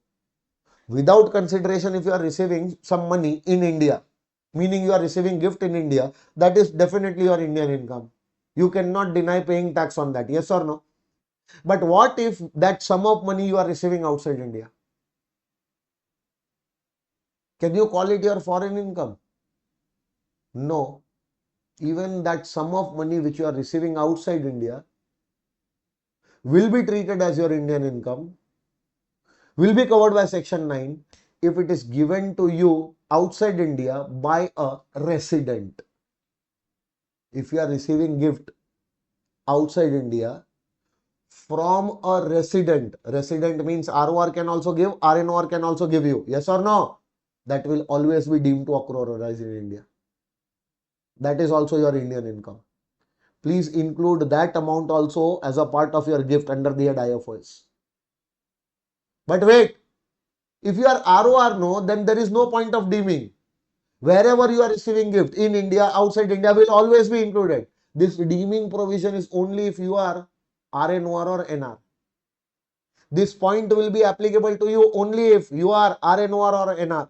So you are RNOR or NR receiving gift outside India. Then that gift will be deemed to accrue or arise in India for you if you are receiving it from any resident. Understanding? Hello? So what are you getting? Sum of money. Sum of money means gift. You are receiving that sum of money from resident. That can be ROR also, RNOR, any type of resident giving you gift. Where are you getting that gift? Outside India. What is your residential status? The person who is receiving the gift. So we are bothered about assessee. Which type of assessee? Assessee is either RNOR or he is NR. This assessee is receiving gift, meaning sum of money outside India from any resident. Now the resident can be ROR also, RNOR also. But for you assessee, this gift which you are receiving outside India, for you it will be covered by section number 9, deemed to accrue or arise in India. This is also your Indian income because it is given to you by any resident. Hello sir. Hello sir. Sir, what if the status of the assessee was ROR? See, here. Wait, here if the status was ROR, then no need to deem also. Whether you are receiving in India, outside India, what difference will it make? Hello, sir. What if this gift was given by non-resident? Non-resident giving that gift to you outside India, then it will not be deemed to accrue or arise in India.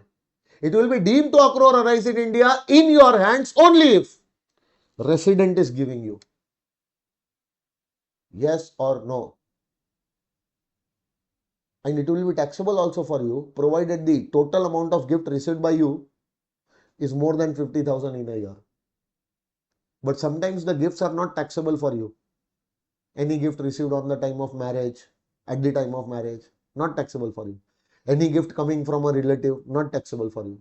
There are few exceptions also that we are going to study in IFOS chapter. Yes or no?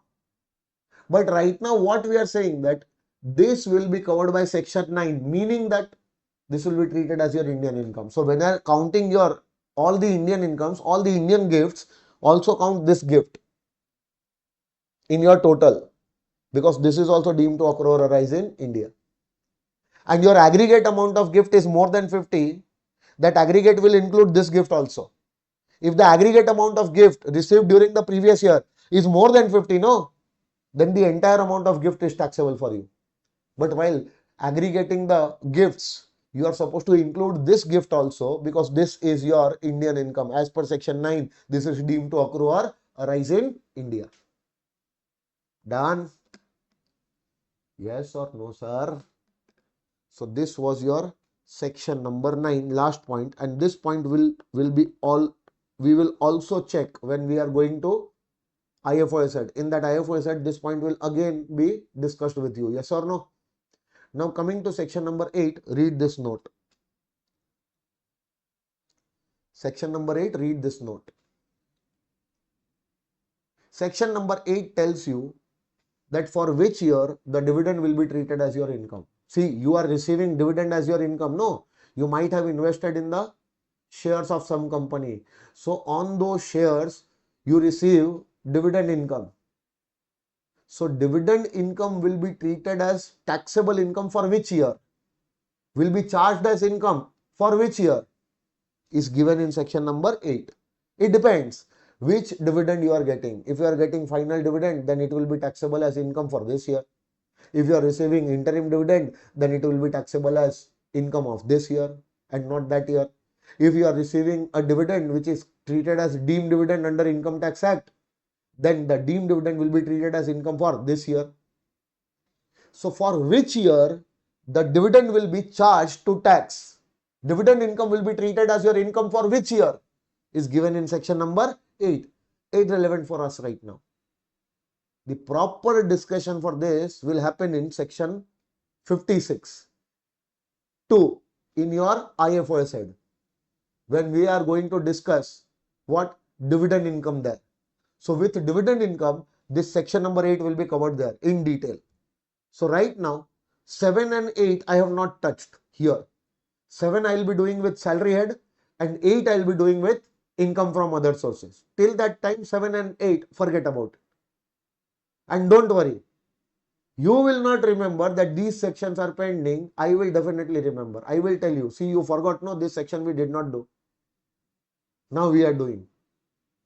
You say, yes sir, we did not do. Thank you, sir. You remembered and you did these sections. I will do it, don't worry. Okay. So now the entire theory part of this chapter is over. Now we will see whatever sums which are pending on scope of total income. Yes or no? Take, cross, cross. All those sums we are going to solve now. Right? No, everyone? Are you all understanding what is happening in your life? Sure? Life is very pathetic, sir. Right now, don't ask us anything. Everything going from above. Everything going from above or going inside? Going inside, no? Sure. So now let's see the questions. Okay, one by one we'll solve the questions. ICI study mat. Everyone, illustration number 5. Okay, shall I start? Okay, see, from the following particulars of incomes furnished by Mr. Anirudh pertaining to the year ended 31st March 2025. Year ended 31st March 2025 means what? The details are given for 24-25. Meaning previous year 24-25, the details are given. From these incomes which he has earned in the previous year 24-25, you are supposed to say that what is his total income. You are supposed to compute his total income. Okay. Assuming that his residential status is ROR, RNOR and NR. It can be any of the three. But what if his residential status is ROR? How many incomes will be included in the computation of total income? And from that, what will be his total income? Now assume that his status is RNOR. How many incomes will be included? And from that, calculate his total income. Now assume the status to be non-resident. Which incomes will be included? And from that, calculate the total income. Wait, incomes are same, but the residential status are different. So for each residential status, it is not necessary, no, that all the incomes will be taxable for all the types of residential status. For ROR, all the incomes, global incomes will be taken. For RNOR, if his status happens to be RNOR, we will take only which incomes? Indian incomes and foreign income part A we will take only. But if his status happens to be non-resident, out of all these incomes, we'll take only Indian incomes. We'll forget about the foreign incomes. Yes or no? So incomes are same. So our format will be made like, we will write down the name of the assessee. Mr. Aniruddha. Individual. PAN. Previous year 24-25, assessment year 25-26. And we will write down computation of total income. Yes or no? Now what we will do, we will prepare a format. In that first column will be for particulars. In that column we will write all the incomes. What we are supposed to do? We are supposed to copy this income and paste there. Same as it is income, we are supposed to take the income and write in the particulars column. Now we have to see that if this income is earned by Anirudh being ROR, whether that income will be taxable. If taxable, then we will make 3 columns. If Anirudh is ROR, RNOR and NR, 3 more columns. So one particulars column will be made and 3 more columns, ROR, RNOR and NR. Understanding? Now tell me, first income which he is earning. Short-term capital gain on sale of shares of an Indian company received in Germany. Wait, shares of which company? Shares means your asset, capital asset. Any type of asset is a capital asset. Okay, no? So shares is your capital asset. Shares of Indian company will be situated in India because the company is situated in India. Meaning, can I say that this is a capital asset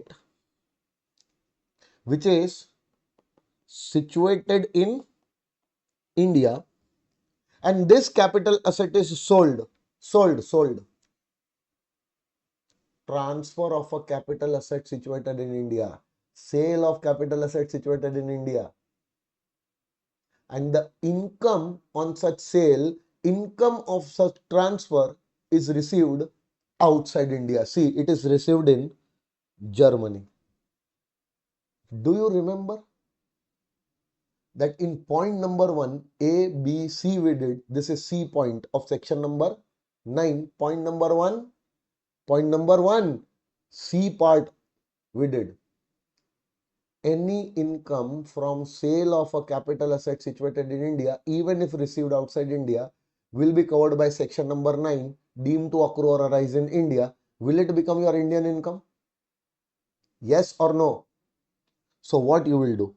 Tick, tick, tick. So if his status is ROR, then also 15,000 taxable.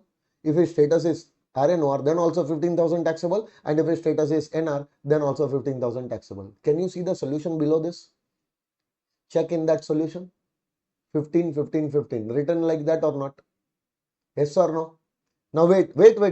In your solution, no, here, why have you taxed 15, 15 for all of them? Can you just give a small explanation besides this? So you will not have to write down long notes and all. Understanding? Because this income is covered by section 9, no. This is deemed to accrue or arise in India as per section 9, no. Hence it is becoming Indian income, hence it is taxable for all. So do one thing, there only in your study mat, write down, make a bracket over here and write down, it is deemed to accrue or arise in India under section 9. The moment you will write it, no, the examiner will understand that, okay, student is saying this is Indian income, hence he is taxed for all the three residential status. Getting my point, everyone? So for every income, you are always supposed to put the logic in this bracket then and there with that income only. Then you will not have to, write down such kind of notes and all. Getting my point, everyone? Sure. First income is done. Now come to the second income. Dividend from Japanese company received in Japan. Tell me, where is the company? Japan. So Japanese companies shares you have bought. Shares will be in Japan because the company is in Japan. So on those shares, whatever dividend gets accrued, can I say that is accruing outside India? Yes or no? And accruing outside India as well as receiving outside India. See, received in Japan. Accrual happening outside India, receipt also happening outside India. Tell me, is it your Indian income or a foreign income? Foreign income. Part A or part B? Part B. So part B, foreign income, what we do? Tick, cross, cross. So only in ROR column you will write down 10,000. RNOR, NR you will write down dash, dash. That's it. Check the solution. Same thing done. But in the bracket, what we will write here? Come on, tell me. You all tell me what we will write in the bracket. Accrued as well as received outside India. That's it. Hence, it is a foreign income. Examiner will understand that it is not from a business or profession situated outside India, but controlled from India. Hence, you have taxed it only for ROR. That's it. Understanding? So, what you will write here? Accrued and received outside India in the bracket. In all the questions, you are supposed to do like this, okay? No? I'm doing it for the first question so that you understand what is to be done. But in all the questions, you are supposed to write it like this. Sure? Okay. Easy, no? Or difficult? No. Made easy. Say thank you. Okay. Rent from property in London. Wait. Where is the property? Property is in London. So from that property, you are receiving rent. Please highlight this word, rent. Please highlight this word, rent. Now, why I have told you to highlight, I'll make you understand. But wait, let us read that part. Rent from property in London. Property is in London. And that property is giving you rent. Tell me, rent is accrued outside India. Now your tenant is depositing that rent in the bank account outside India. So that means for you the rent is coming in your control for the first time the moment it was deposited there outside India. So if it is coming in your control for the first time outside India, meaning that you have received it outside India, then later on whatever happens now is merely a remittance. Where the rent was accrued outside India. Where it is coming in your control for the first time, meaning where it is received outside India. Which income? Indian income or foreign income? Foreign income. Part A or part B? Part B. So what we will do? We will do take, cross, cross. Now wait, please pay attention. Can I say that if you are ROR, then this income will be included in the computation of your total income? Now when you will bring this rent in the computation of your total income, no? So you will have to bring this rent under a head. Which head you will classify this rent? Salary head? PGBP head? Capital gain head? Or house property head? This is your house property income, yes or no? So whenever you classify any income under house property head, under the house property head, from this rental income, you get a standard deduction of 30%.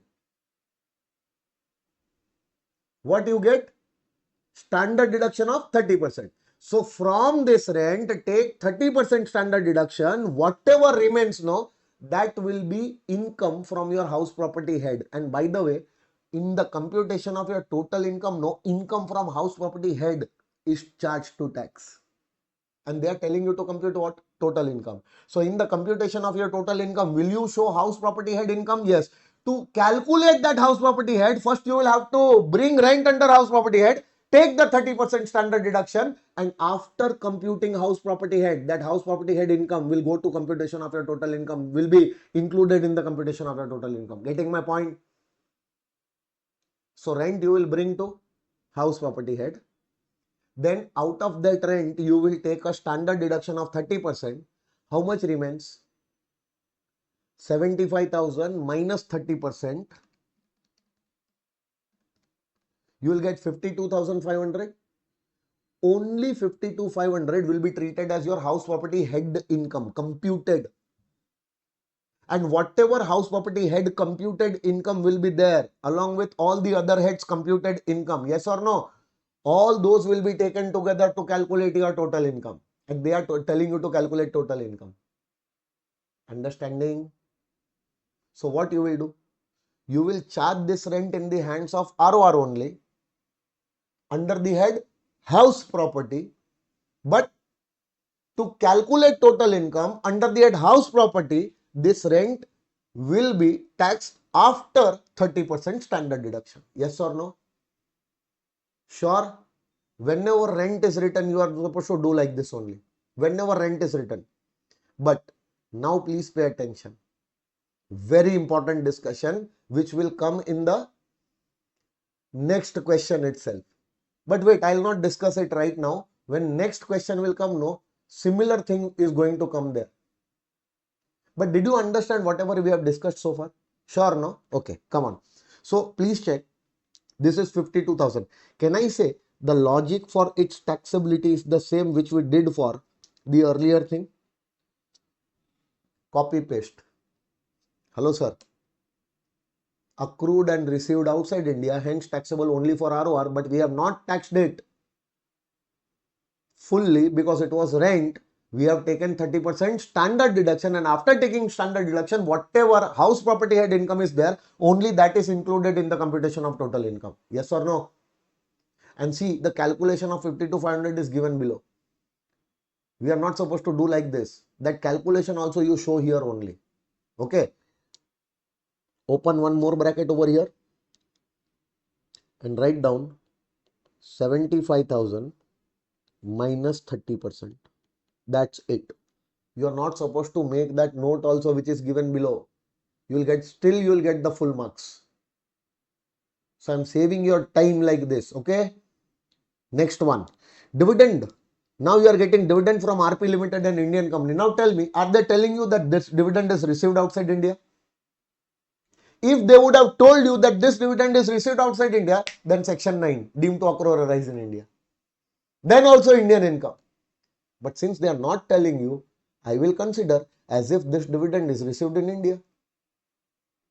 So company is Indian company, dividend accruing from India and also received in India. Hello, which type of income is this? Indian income. No need to deem also. Getting my point? So Indian income, what do we do? Take and take. So it will be taxable for all. Can you see 6,000, 6,000, 6,000? And below, besides this, you will write down what? Accrued and received in India. Hence, it will become Indian income. You will never write these words in the exam. Indian income, foreign income. I will come in the exam hall, give you a slap there only. Don't write these words. These words we are using for the sake of our class only in order to understand. Getting my point? In the exam, you will get marks only if you are writing down these things. Sure? Next one, last one. I told you that if you earn any agricultural income from a land which is situated in India, is that agricultural income taxable or fully exempt? Fully exempt. Exempt for all, no? So ROR also not taxable, RNR also not taxable, NR also not taxable. Cross, cross, cross. Why? Because this is fully exempt under section 10(1). So in your answer, can you write down here in the bracket? Write down fully exempt under section 10 subsection 1. So it is nowhere written that it will be exempt only if you are ROR or you are RNOR. It is exempt for all. Sure? Now, have you written all the amounts in all the columns? Make the total, you are getting total income. That's it. Very difficult question, no sir? Likewise, many questions will come. Okay. Now, what they can do, they can twist here. They can put the incomes differently, sometimes deemed to received in India, sorry, sometimes deemed to accrue in India, sometimes received outside India. Likewise, they will play with you. That's it. Sure. So one question will give you a little bit confidence. Now we are solving more questions so that the confidence increases. Yes or no? Okay. Next question, come to illustration number 6. Yes, friends. Illustration number 6. Everyone, shall we begin? Okay. Mr. David, an Indian citizen, aged 40 years. Meaning that he is not a senior citizen, his age is 40 years only. Okay. Is a government employee. Who is he? David is a government employee. First of all, few important things which we are supposed to highlight. David is an Indian citizen. He is a government employee and he is serving in the Ministry of External Affairs. Serving in the Ministry of External Affairs, left India for the first time on 31st March 2024. Meaning in this year, 24-25, 31st March he is leaving? No, he is leaving in the year 23-24. On 31st March 24 he is leaving. That means he already left in previous year 23-24. And in the previous year 23-24 he left India for the first time. And in that year he is leaving India for the purpose of employment. He is not leaving India in 24-25. He is leaving India in 23-24 for the purpose of employment. In that year, he was covered by exception. Employment exception. Do you remember? Now, David is an Indian citizen. Last year only, he went outside India. This year, in 24-25, he has not come to India only. He did not visit India during the year 24-25. So in our previous year 24-25, he did not visit only India. So tell me, what will be the stay of David in India in my previous year? 0. And if his stay in India is 0, will he satisfy any of the basic conditions in my previous year? No. Both the basic conditions he will not satisfy. That means David for my previous year will become non-resident. Yes or no? So did you identify the residential status of David? Now based on this residential status, whatever income David has earned for this year, the details are given. Getting my point? Now tell me whether these incomes for non-resident will be taxable in India or not. He is receiving salary over there. Don't you think an Indian citizen receiving salary outside India for rendering services outside India from the government, this is section 9, deemed to accrue or arise in India? So this will be tick, tick, tick, because this is covered in section number 9. Yes or no, sir? Now, he is receiving foreign allowance also. Wait. I will not do 3 ticks. See the screen, everyone. First gone. ROR gone. RNOR also gone. What is remaining? This is the tick for non-resident. What is his status? Non-resident. Even if he is non-resident, this salary is taxable for him in India. So we will not consider all the 3 ticks. We will consider the last tick. Last tick stands for non-resident and his status also is non-resident. No. So considering the fact that he is a non-resident, we are supposed to say that whether these incomes are taxable for him in India or not. Whatever Indian incomes he will earn will always be taxable. But whatever foreign incomes, whether part A or part B, will not be taxable for him. Yes or no? So is this his Indian income? Yes. So even if his status is non-resident, can I say this will be taxable for him? Sure, sir. Now second income, foreign allowance he is earning. Foreign allowance. Do you remember 10 subsection 7? Fully exempt. Exempt for all, no? So even if his status is NR, it will not be taxable for him since this exempt itself is, this income itself is exempt. Sure? So this will not be taxable for him because this is fully exempt under section 10(7). Interest on fixed deposit from bank in India. Oh my God, bank is in India. And from that bank, in that bank you have kept a FD. And from that FD, if you are earning interest, can I say interest is accrued in India? Are they saying that this interest was received outside India? Meaning that if the bank account is in India, in that bank FD, you are earning interest. If nothing mentioned, that interest is also received also in India, no? What if it was received outside India? Still, it is Indian income only because the bank account FD is in India. That's it. Income is accruing from India. Getting my point? So if income is accrued in India, it is an Indian income taxable for ROR also, RNOR also, and NR also. He is NR. So this income will be taxable for him. Yes or no? Interest from agriculture in Nepal. In the entire world, you are doing agricultural income and that agricultural income is exempt. No. The agricultural income from a land which is situated in India, only that is exempt. Any other agricultural income, that means the land is situated in any other country, from that land if you are earning agricultural income, that is not exempt, that is taxable. Hello. So is it a taxable income? Yes. But will this taxable income be taxed for David? Only if it is received in India. Is it received in India? No. So income is accrued outside India.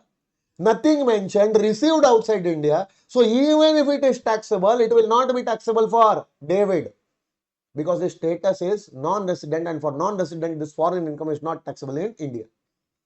Getting my point, everyone? So this is, can I say, this is section 9, deemed to accrue or arise in India. This is section 10(7), interest on fixed deposit. Can I say this is accrued and received in India? I'm talking about point number 3. Okay. Now I'm talking about point number 4. This is accrued and received. Where? Outside India. So this is a foreign income because the land was outside India. From that land, whatever income is arising, that is income arising outside India. And if nothing is mentioned, it is also received outside India.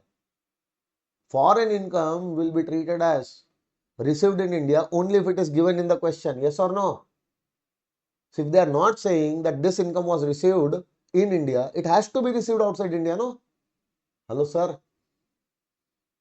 So tell me, taxable for all or only ROR? ROR. If your status is RNOR, then not taxable. NR, then not taxable. Your status is NR, it is not taxable for you. Yes or no? Next one. Income from house property in Nepal. Again the same thing. Same thing. Property is Nepal, outside India. Nepal, by the way, is not in India. Huh? Many people consider Nepal as India, though it is India only. But it is not India, different country. So different country, your property is situated. From that property, rent is earned, income is earned, income accrued outside India. Nothing mentioned. So received also outside India. Which income? Foreign income. Part A or Part B? Part B. Part B, foreign income taxable for only ROR. RNOR not taxable. David, NR not taxable. Yes or no? So this will not be taxable only. So can you write down accrued and received outside India? Yes. Now tell me, out of all the incomes which David was earning in the previous year 24-25, based on his residential status of 24-25, which was non-resident, which incomes are taxable for him? Only two incomes, 5 lakhs and 1 lakhs. Now can you see 5 lakhs? Besides that, computed, it is written computed. Yes or no? What is this computed? Computed means whenever you earn salary, no, that salary is taxable. And if that salary is taxable, we have to tax it under the head salary. So when I consider my salary income under the salary head, so to calculate the compute this salary head income, I will have to take deductions also.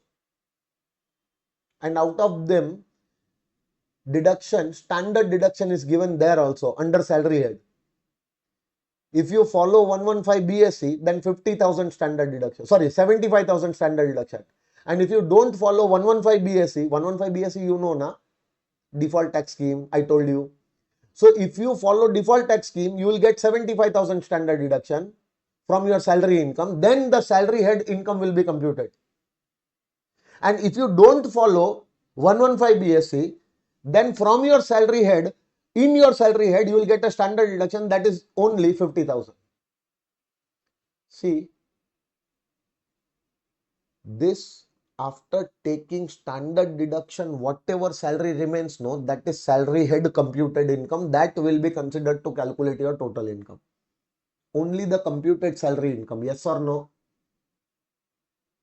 So if they would have not mentioned computed here, no, what I would have done, you know, I would have separately taken standard deduction. And after taking standard deduction, the salary would have been taxed, computed salary to calculate total income.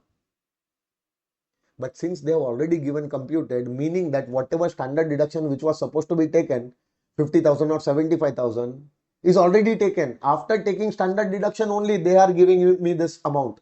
Yes or no? So please write it down over here.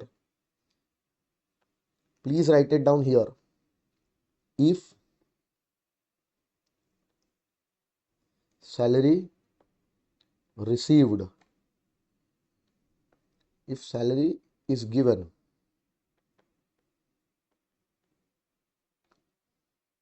and it is not a computed salary, then take standard deduction from that salary. And how much standard deduction will be taken? Come on, tell me. Standard deduction can be either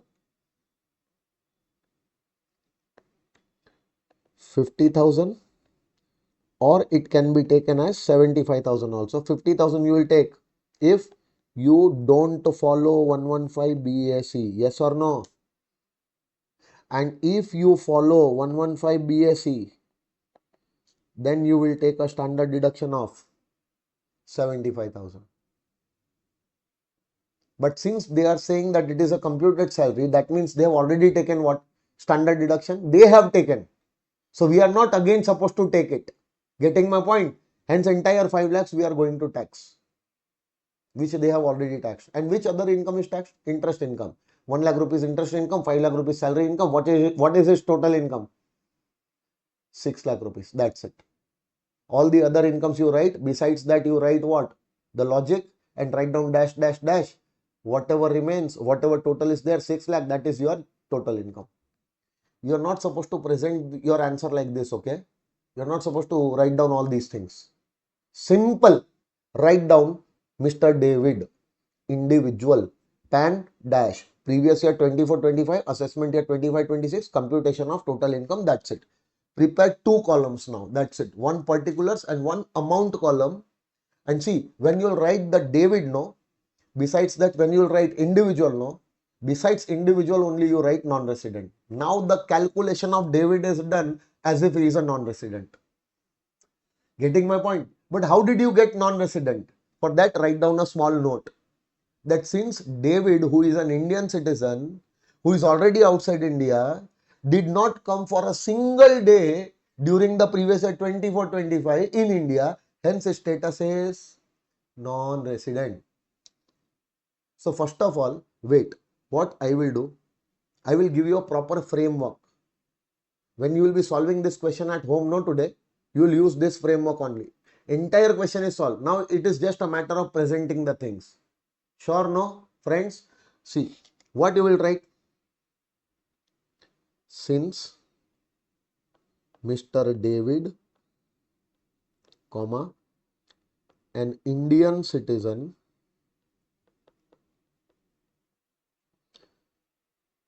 who was in Canada. He was in Canada, no? Yes or no? He was in Canada, no? Please check. He left India last year for taking up employment in Ministry of External Affairs in Canada. So he was in Canada since last year. So who was in Canada, comma, did not come to India during the relevant previous year. So what is the relevant previous year here? During the previous year 24-25. Hence, his residential status for the previous year 24-25 shall be non-resident as he fails to satisfy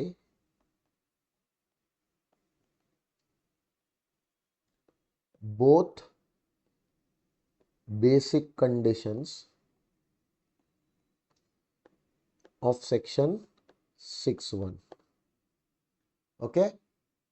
So this is the basic thing which you are supposed to write. Residential status done. You are not supposed to make that entire format and all. Hello. Sometimes you can determine your residential status like this also. Done. Now, what you will do here? Now you will say, Mr. David, who is individual, non-resident, having this permanent account number for the previous year 24-25, in the assessment year 25-26, in the assessment year 25-26, for the previous year 24-25, we are computing what? Computing his total income. Computation of total income. Now what I will do? I will write down particulars and I will write down amount. First thing, someone tell me first thing, what I will write? I will write down salary. In the bracket, I will write down deemed to accrue or arise in India. Under section 9, I will write down amount 5 lakhs. Hello, sir. Sure? Second point. What is the second income? Go and see. What is the second income? Second income is foreign allowance. So in the particulars, I'll write down foreign allowance. In the bracket, I will write down fully exempt. Under section 10(7) dash. Done. Then what is the third income common? Interest on fixed deposits from bank in India. I will write down here point number 3, interest from fixed deposit, and then bracket accrued and received in India, amount column 1 lakh. Hello. Besides salary, you will write down computed, and then write down 5 lakhs. But if it was not computed, from 5 lakhs, give a standard deduction, either 50,000 or 75,000 as the case may be, which we have already seen. Hello, sir. Sure.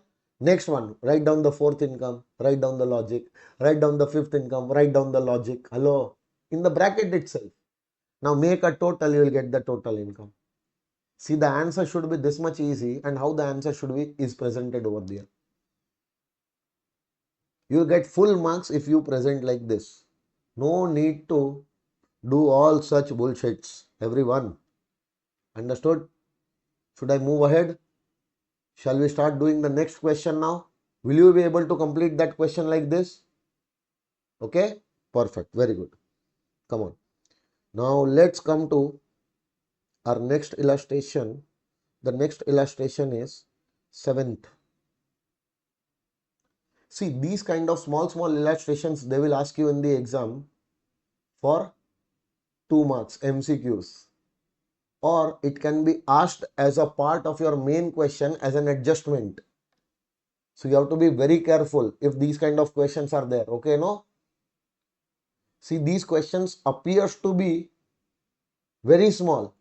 But if we try to read the questions and understand such questions, sometimes it becomes very difficult for us to understand that bloody what is happening here. So first of all, let's understand the question and then we'll crack the answer also. Okay, no? Well, Miss Vivita paid a sum of 5,000 US dollar to Mr. Kulashekara, a management consultant practicing in Colombo. Colombo is in Sri Lanka, everyone. Sri Lanka is not India. See, although in Indian map, it comes as what bonus? Whenever we go and buy Indian map, no. In Indian map, Sri Lanka comes as a bonus below India. Have you seen Indian map? Map of India, no. Below that a small island, Sri Lanka, that comes as a bonus. But that is not India. That is a separate country. Sure, no? So in Sri Lanka, Colombo is there. So Mr. Kulasekara is a management consultant from Colombo. And they are saying he is specializing in project financing. So he is a management consultant. His specialization is project financing. Now, Miss Vivita is paying him 5,000 US dollar. The payment was made in Colombo. That means he received this income outside India. So who is the assessee? Mr. Kulasekara. He is receiving income. His income is received outside India.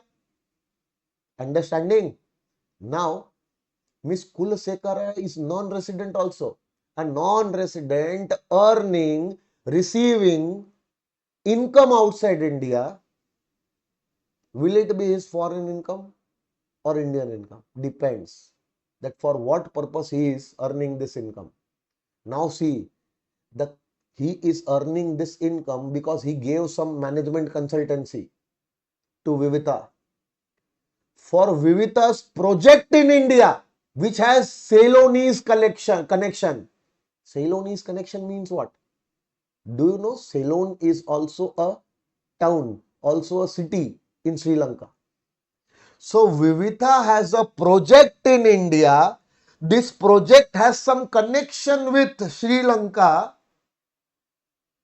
But wait, this project has some connection in Sri Lanka will not affect my interpretation. They're trying to deliberately put you in trouble. Indian project having a Ceylonese connection, meaning having a connection in Sri Lanka. Project has a connection in Sri Lanka. Whatever it is, but for this project only you took the services of Kulashekara, no? So Kulashekara gave you what? Services, management consultancy services for a project, for a business in India. And for that he is getting what? Fees outside India. Can I say it is deemed to accrue or arise in India? Because it is coming from resident. Vivita is a resident giving this income.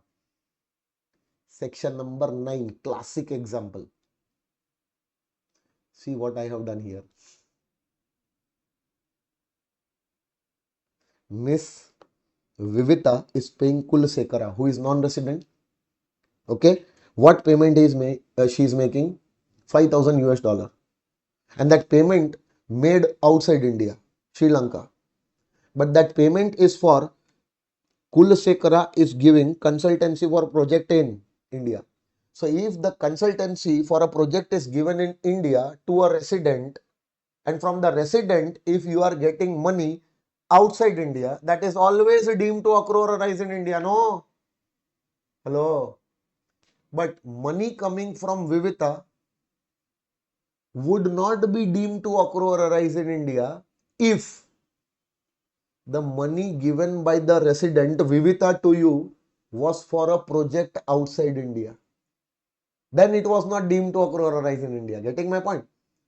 So Vivita, nothing is mentioned. Then Vivita, we will assume her to be what? Resident.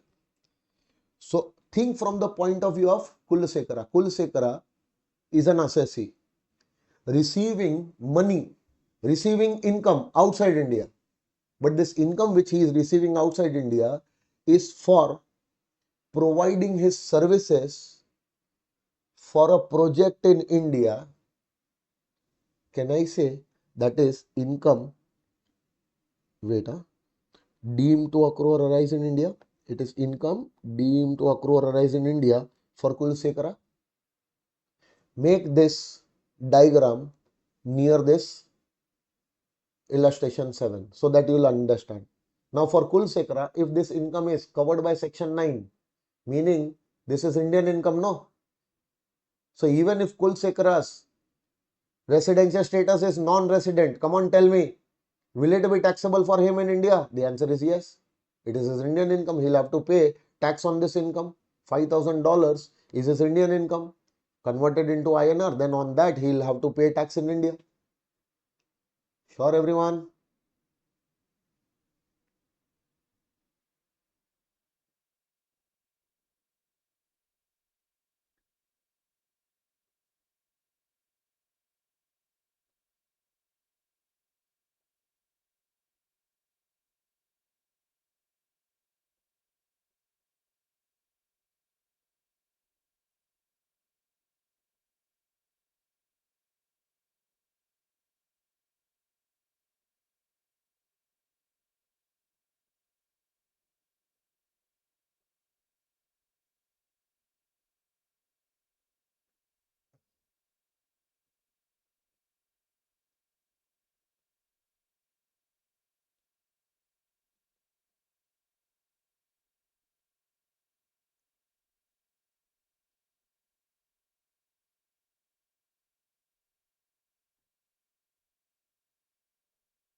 Done, everyone?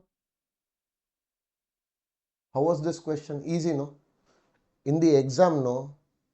If you'll make this diagram and write a small note below this, what note you are supposed to write? Since the income of $5,000 received by Kulasekara being a non-resident outside India is covered by section number 9, this income, comma, this income will be taxable for Mr. Kulasekara or to be included in his total income in India. That's it, full stop. That will be sufficient. You will get full marks. No need to write down this story and all. Getting my point? Just imagine how the things are easy and how institute is making it complicated. Just imagine if some student, that poor fellow, is not having some guidance and he has picked up this ICA study mat and doing the stuff directly from here. He will not understand. Things are complicated, but they can be presented easily also, no? So easy presentation is there, then why to complicate the things? Sure? Shall we move ahead? Next question. Illustration number 8. Mark this question important, everyone.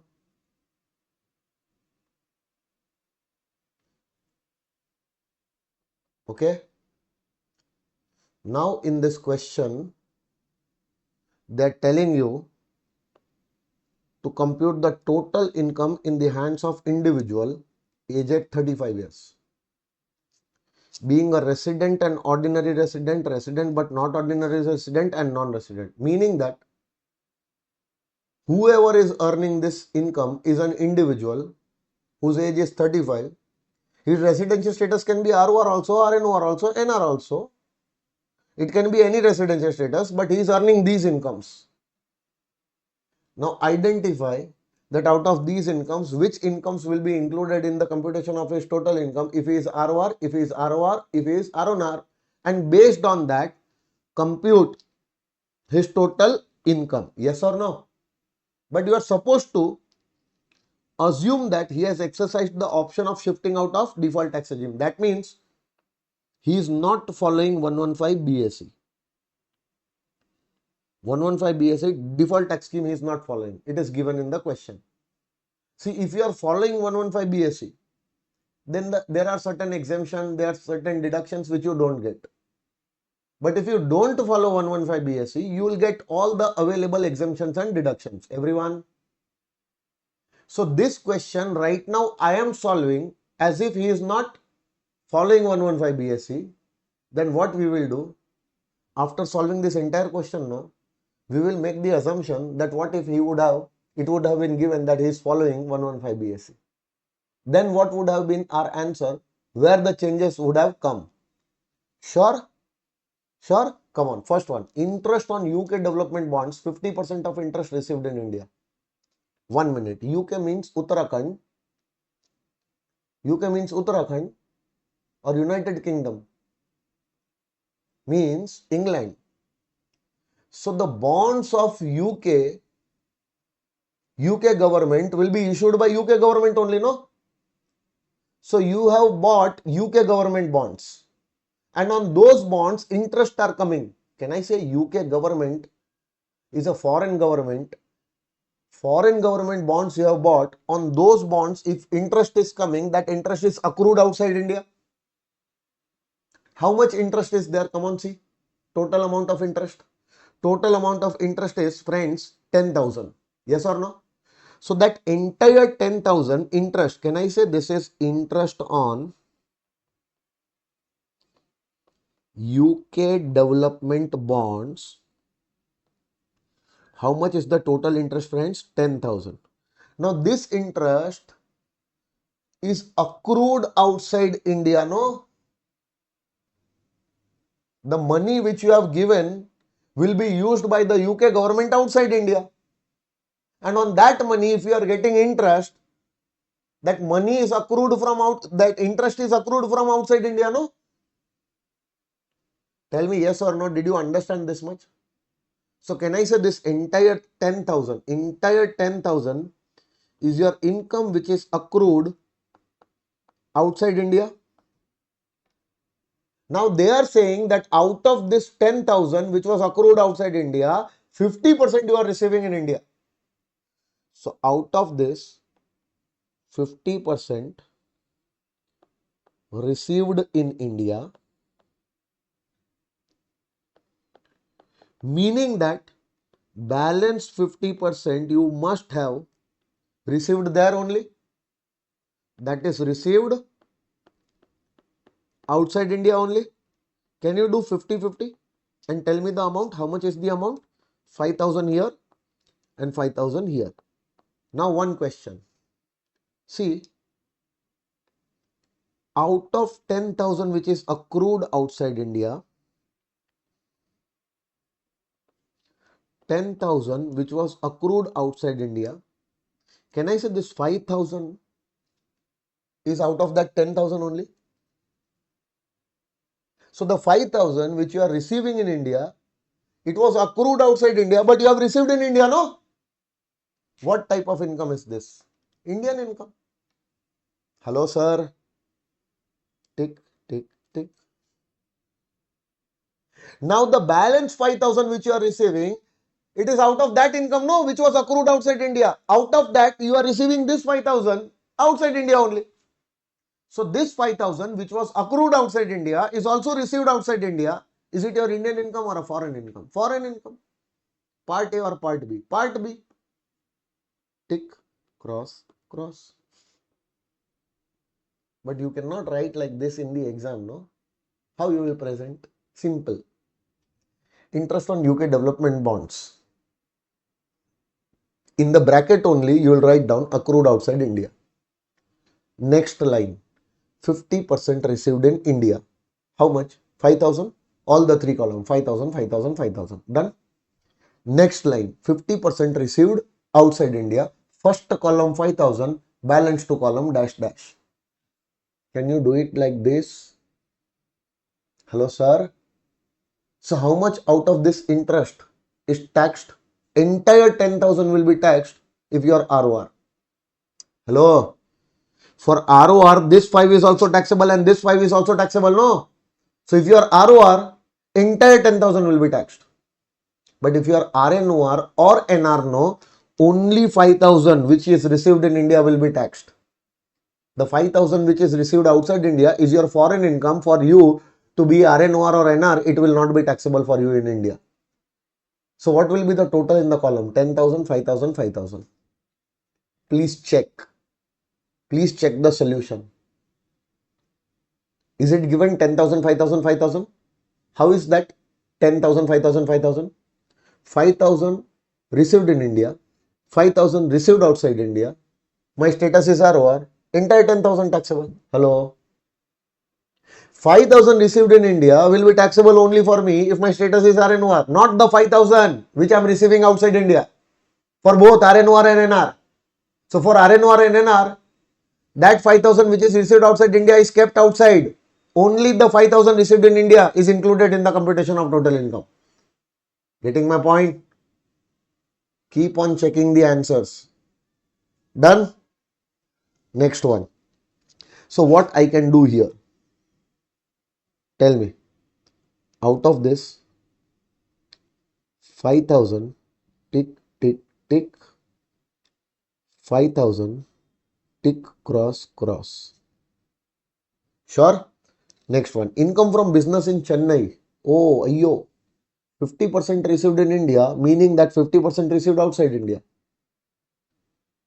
Same logic. Come on. Here. What is the income? Income is income from business, and that business is in Chennai, not China. Business is in Chennai, not China. Chennai is in India, by the way. If your business is in India, whatever income that business is giving, that income is accrued in India, no? How much income that business is giving you, macha? Tell me. That business is giving you 20,000 income, no? So can I say that business is giving you 20,000 income, that entire 20,000 is accrued in India? Entire 20,000 accrued in India? Now it does not make any difference that out of this 50% you are receiving in India, 50% receiving outside India, entire 20,000 will become your Indian income, no? Tell me, friends, out of this 50% received in India, meaning that 50% received outside India. So this 50% which you are receiving in India, meaning 10,000, accrued in India, received in India, which income? Indian income. Take, take, take. The balance 10,000, even though, sorry, yes, balance 10,000, even though received outside India, but since it was accrued in India, Indian income, no? Tick, tick, tick. They are deliberately doing all those things to make you confused. 50% received in India. Bloody, what difference will it make? If the business is in India, entire income gets accrued in India, no? And if the entire income gets accrued in India, entire income is my Indian income. Take, entire 20,000 taxable. And out of this, if I am receiving 50% in India, will not make any difference. 50% I am receiving outside India, will not make any difference. Whatever I receive in India is also accrued in India. Whatever I am receiving outside India was also accrued in India. So that entire amount is my income only, which will be taxable for me as what? Indian income. Sure. So how will you present this? Will you present like this in the statement? No. What you will do? Income from business in Chennai. What you will write in the bracket? Accrued in India. Then underline, below that write down 50% received in India. Below that write down 50% received outside India. 10,000, 10,000, 10,000, 10,000, 10,000, 10,000. Entire 2020 taxable, no? For all. Hello? Check the solution. In the solution 2020 given or not given? Done? Okay. Next one. Short-term capital gain on sale of shares of an Indian company received in London. Wait. Do you remember illustration number 5 we did? Illustration 5. Same point was there. Go and check. Shares of an Indian company sold and the amount was received in Germany. Now instead of Germany, where are you receiving? London. Will it make any difference? The nature of income is same, no? Deemed to accrue or arise in India. Section number 9. Everyone, what will you do? Come on. Tick, tick, tick. What you will do? Tick, tick, tick. And for this, for this 20,000 also, what you will do? Tick, tick, tick. Earlier one 20,000 also tick, tick, tick, and this 20,000 also tick, tick, tick. Yes or no? Come on. Dividend from British company received in London. Wow.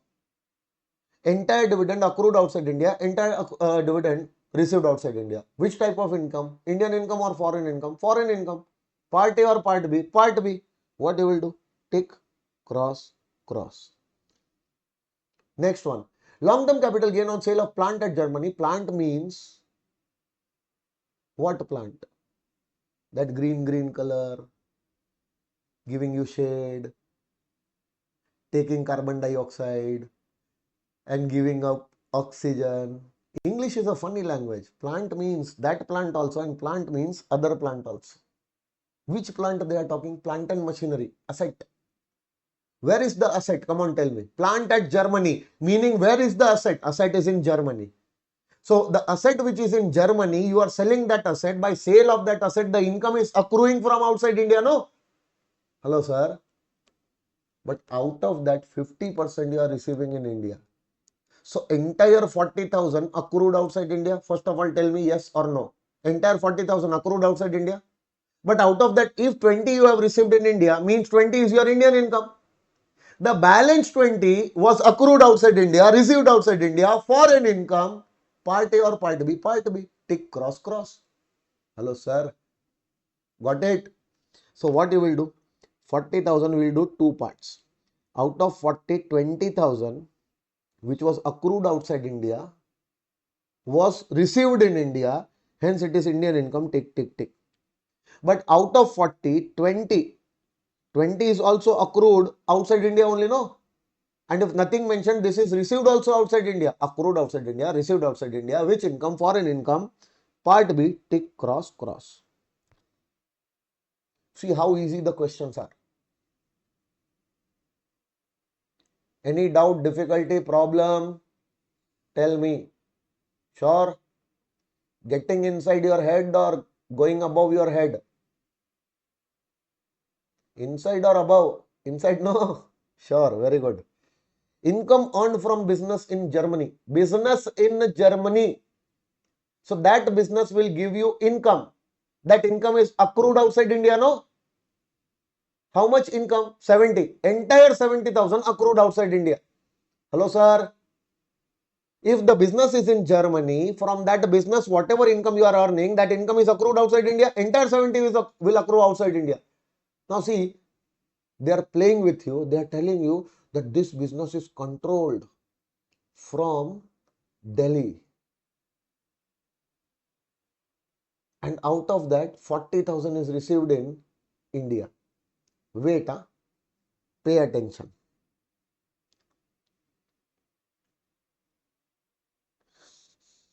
Income from business in Germany amounting to 70,000. See, this business is in Germany, but this business is controlled from Delhi, means India. Yes or no? It is given in the question, no? Please pay attention. If the business is in Germany, no, for 2 minutes, forget that it is from where it is controlled. Where is business? Germany. And that business is giving me 70,000. Can I say 70,000 is accruing from outside India? So this 70,000 is entirely accrued outside India. Yes or no? Now out of this 70,000, 40,000, they are saying that you have received in India. Meaning that out of this 70, 30 you would have received there only, no? Hello? Received outside India only, no? So tell me, income from business which was accrued outside India, out of that 40 is received in India. This 40, even though accrued outside India, but since it is received in India, what type of income is this? Indian income. What you will do? Tick, tick, tick. Done? Now tell me, what about this 30,000? This 30 is accrued outside India as well as received outside India. Can I say this is a foreign income? But this foreign income is coming from a business which is outside India, but it is controlled from India. Tell me which type of foreign income is this? A or B? A. So what you will do for this? You will tick, tick and cross. Understood? If that entire 70,000 would have been received there, no, on that entire 70,000 we would have done tick, tick, cross. But since from that 70, 40 we are receiving in India now, that automatically becomes Indian income. We cannot do tick, tick, cross. We have to do tick, tick, tick on this 40,000. Sure?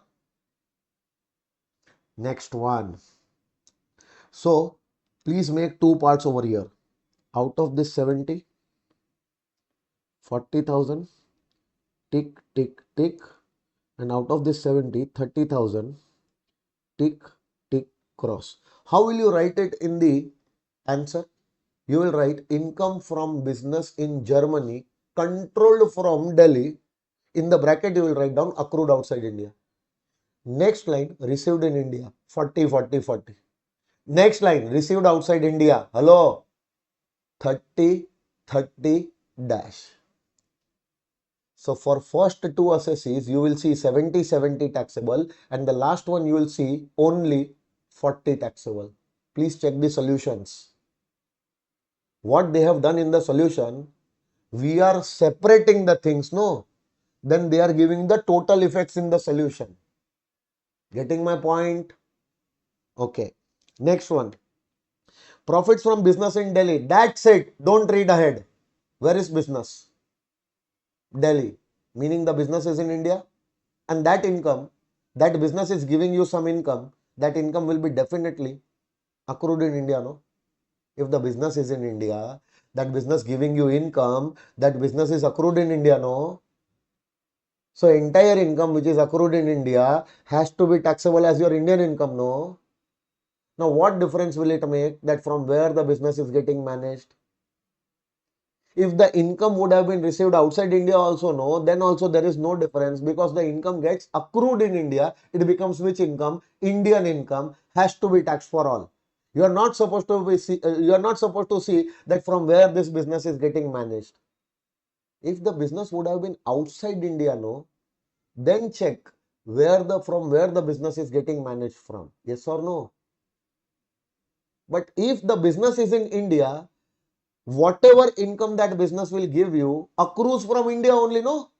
So that is your Indian income. If you read the balance part of that point, no, you will get confused. Business is in Delhi. Business is in India. Whatever income that business will give me will accrue from India only. Yes or no? So it will become my Indian income. Tick, tick, tick. Everyone got this? Next one. Income from house property in London deposited in a bank at London brought to India, bracket computed. Wait. This same to same point we have done in question number 5. Go and check question number 5. Illustration 5. There also the property was in London. Hello. The rent was deposited in London. So rent received outside India, rent accrued outside India. Hello. Which income? Foreign income, part B. Tick, cross, cross. So we are supposed to apply tick, cross, cross only. But there they had used the word rent. Please check. And here they are using the word what? Income from house property, and on top of that they are writing computed. Meaning that in that question we took 30% standard deduction separately because it was not computed income from house property. We computed the income of house property by taking 30% standard deduction. And here if you will take 30% standard deduction, you will be gone. Why? Because they have already taken 30% standard deduction and they are telling you the computed income is this. What we are supposed to do? We just have to pick up this amount and show it taxable only for ROR. Hello? But what if it was not computed? What if it was not computed? Here they would have given only income from house property and this computed word was not given. That means now it has two interpretations. income from house property given is computed, let us assume that, then don't take 30% standard deduction. And if we assume that the income from house property, what they are wanting to say is rent from house property, and since they are not saying that it is computed, we will take 30% standard deduction. We will have to make an assumption. Yes or no? But here we are not supposed to make any assumption. They have told you that it is a computed income. Hello, sir. But what if it is not given that it is computed? We can take any of the assumptions. Yes or no? But which is the safest one? Since the rent word is not used now, income from house property word is used now, it is safe to assume that standard deduction has already been taken. It is computed one. We will not take separately, but provide a note for that. Getting my point? Next one. Interest on debentures in an Indian company. That's it. Which company debentures? Indian company. So Indian company has taken loan from you in the form of debenture, and that Indian company will use that money in India. Indian company, by the way, is resident. Resident is taking a loan from you using in India. Hello. Always deemed to accrue or arise in India, no? Hello, sir. Indian company is a resident who has taken a loan from you, and against that debentures are issued. Debenture is what? Loan instrument, no? So Indian company taken a loan from you, resident has taken a loan from you, and on that loan, the resident is giving you what? Interest. Usually, any interest coming from resident is deemed to accrue or arise in India. But one exception, if the loan was used by that resident for a business or profession or source of income outside India, then it is not deemed to accrue or arise in India. But that is not the case over here. They are not saying that the money which they have taken as loan was used outside India. Are they saying it? No. So it is income which is deemed to accrue or arise in India. And moreover, they are saying that it was received in London. Oh, Amma, what if it is received in London? Will it make any difference? No. Because the entire amount is your income deemed to accrue or arise in India. Yes or no? So what you will do? Tick, tick, tick. Because this is covered by section number 9. Indian company is resident. Resident is giving you interest on loan. And nothing is mentioned that the resident has used that loan for a business, profession or source of income outside India. That means whatever interest coming from the resident is deemed to accrue or arise in India. Even if it is received outside India, will not make any difference. It is deemed to accrue or arise in India. Section number 9. Hello, sir. Next one. Fees for technical services rendered. Where technical services rendered in. That's it. And for that, whatever fees will be given will always be deemed to accrue or arise in India, even if coming from non-resident. Hello. So, wherever it is received, we are not worried because this is also deemed to accrue or arise in India. If it is given to a resident, if the resident is giving it to you, then also deemed to accrue or arise in India. Even if a non-resident giving this fees, then also it is deemed to accrue or arise in India, because the technical services are rendered in India, and for that, if you are getting any FTS fees, that is always deemed to accrue or arise in India, no matter wherever it is received. It will be Indian income. Sure? Next one. Profits from business in Mumbai. That's it. Don't read ahead. Business in Mumbai. So where the income is accruing? India. Indian income. That's it. Now the business is managed from London. Manage from wherever you want to manage. We are not bothered about that. Understanding now? Next one. Income from property situated in Nepal received there, and they are saying computed. Wait. Property is situated in Nepal. Earlier the property was situated in London. Rent was received in London. Now the rent is received in Nepal. Property outside India. Income accrued outside India. Income received also outside India. What type of income? Foreign income. Part A or part B? Part B, no? Part B means tick, cross, cross, and you are not supposed to take 30% separately because they are saying that it is computed. Sure? Tick, cross, cross, and write down. This is what? This is a similar point. Connect. Both these points are similar points. Okay, no? Past foreign untaxed income brought to India during the previous year. Does it represent your current year's income or past year's income? Past year's income. So if past year's untaxed income you are bringing to India, this is not your current year income. This is not to be taken in your current year total income calculation. I told you in the note. So what you will do? Cross, cross, cross. For all of it, all types of assesses, this will be ignored. Income from agricultural land in Nepal. Agricultural land in Nepal giving you agricultural income. That agricultural income is not exempt. That is a taxable income. Yes or no? But it will be taxable for all if it is received entirely in India. But it is received there only. Received there. Please check. Where? Nepal. Accrued in Nepal, received in Nepal, foreign income, taxable only, no? Taxable for whom? For ROR only. RNOR, NR not taxable because this is foreign income part B. After receiving, you are bringing it in India, does not make this income received in India. Once you receive, then whatever happens is remittance. Getting my point? So you have received already outside India, no? So accrued outside India, received outside India, foreign income, tick, cross, cross, because this is part B, foreign income. Then next point, income from profession in Kenya, which was set up in India, received there but spent in India. Wait, no. Where you are spending it, I don't want to see. Tell me. Profession in Kenya means profession outside India. So from that profession, whatever income will come is accruing outside India. And they are saying that income is also received outside India, meaning that income is received outside India, accrued outside India from a profession. So this is a foreign income from a profession which is outside India. Hello? But that profession was set up in India. So can I say this is part A, foreign income? Tick, tick, cross. Understood? So you will do tick, tick, cross. Sorry, tick, tick, cross. Done, everyone? Sure. Gift received on the occasion of wedding.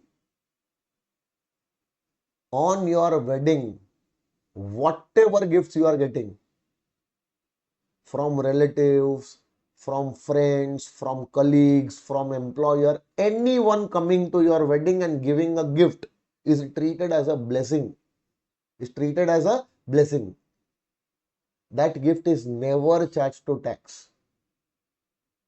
That gift is out of the income tax net. And that is the reason why Marwadis and Gujaratis have lavish marriages.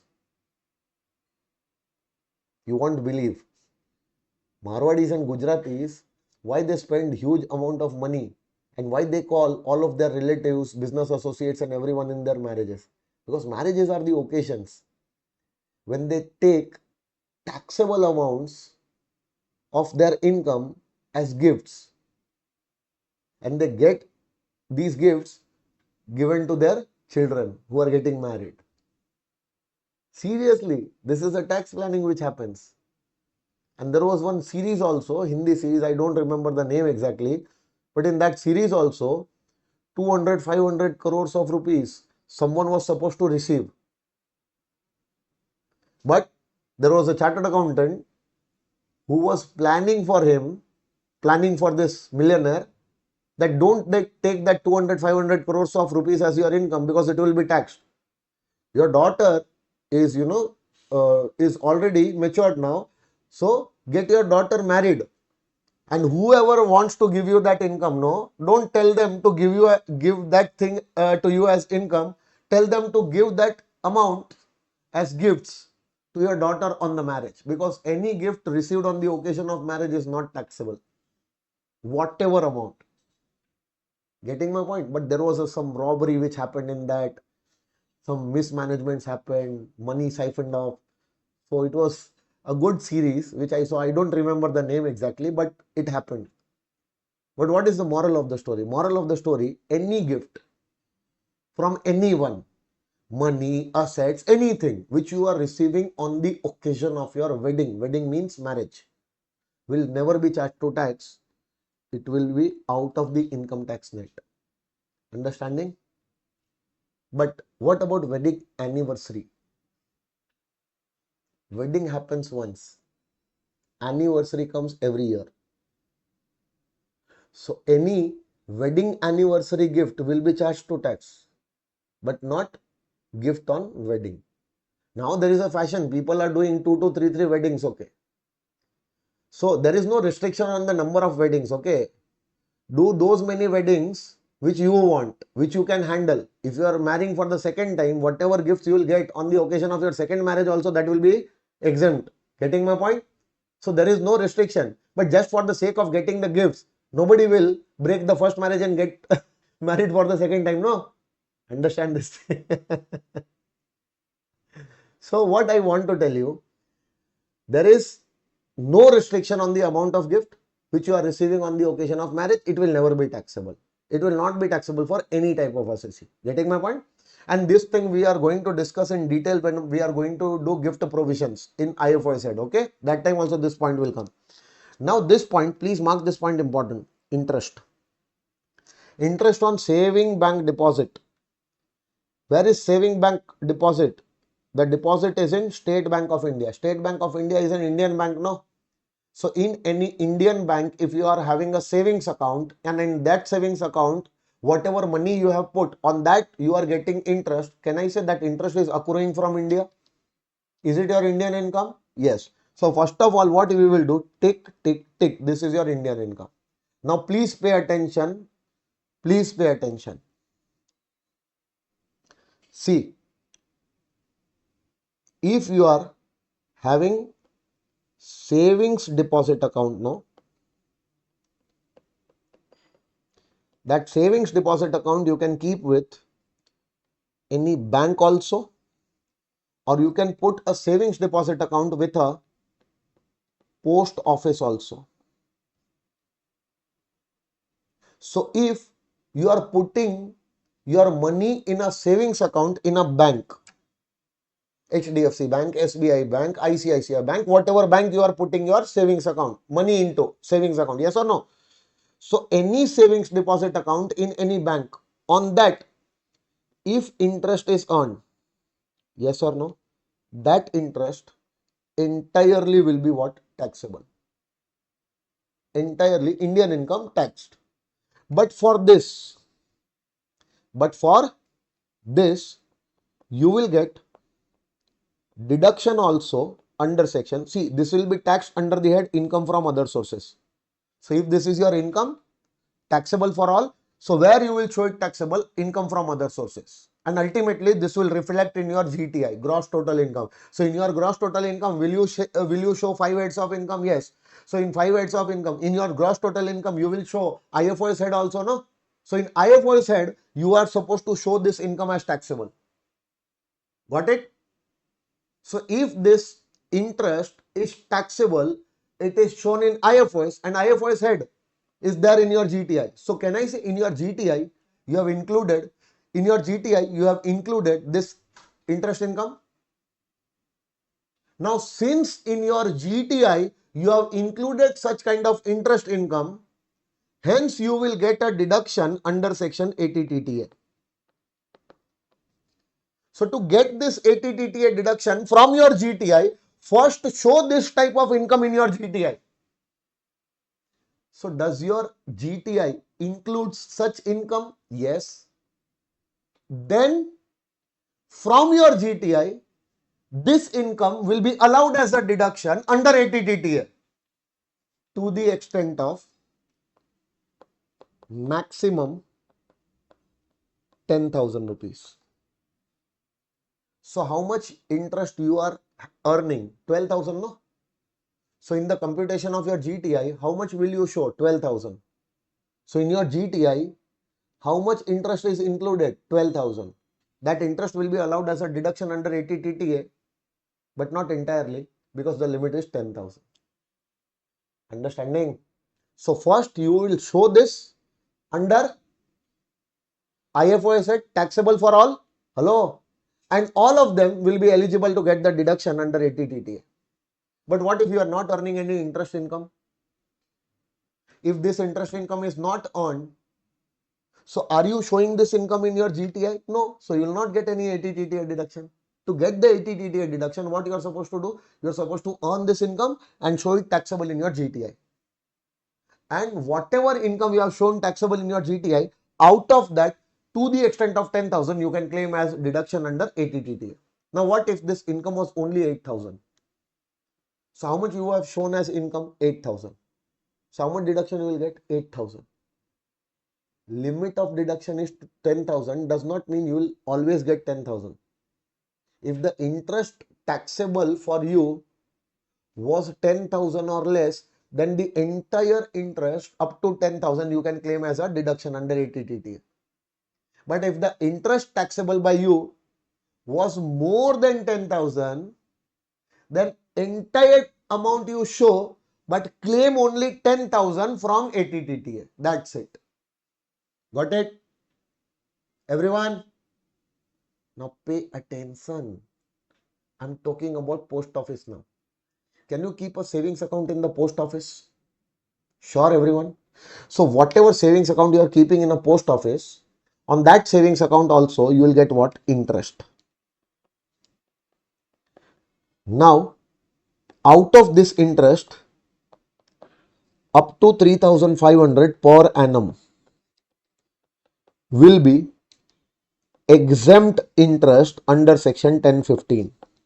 Meaning that whatever interest from the post office saving account comes, if that is 3,500 or less, entire amount exempt. Nothing will be taxable. Then, sure, if the post office savings account interest is more than 3,500, then 3,500 exempt. What about the excess interest? Is it exempt? No. So that excess interest will be taxable for you. ROR, RNOR, NR, anyone. It will be taxable for you.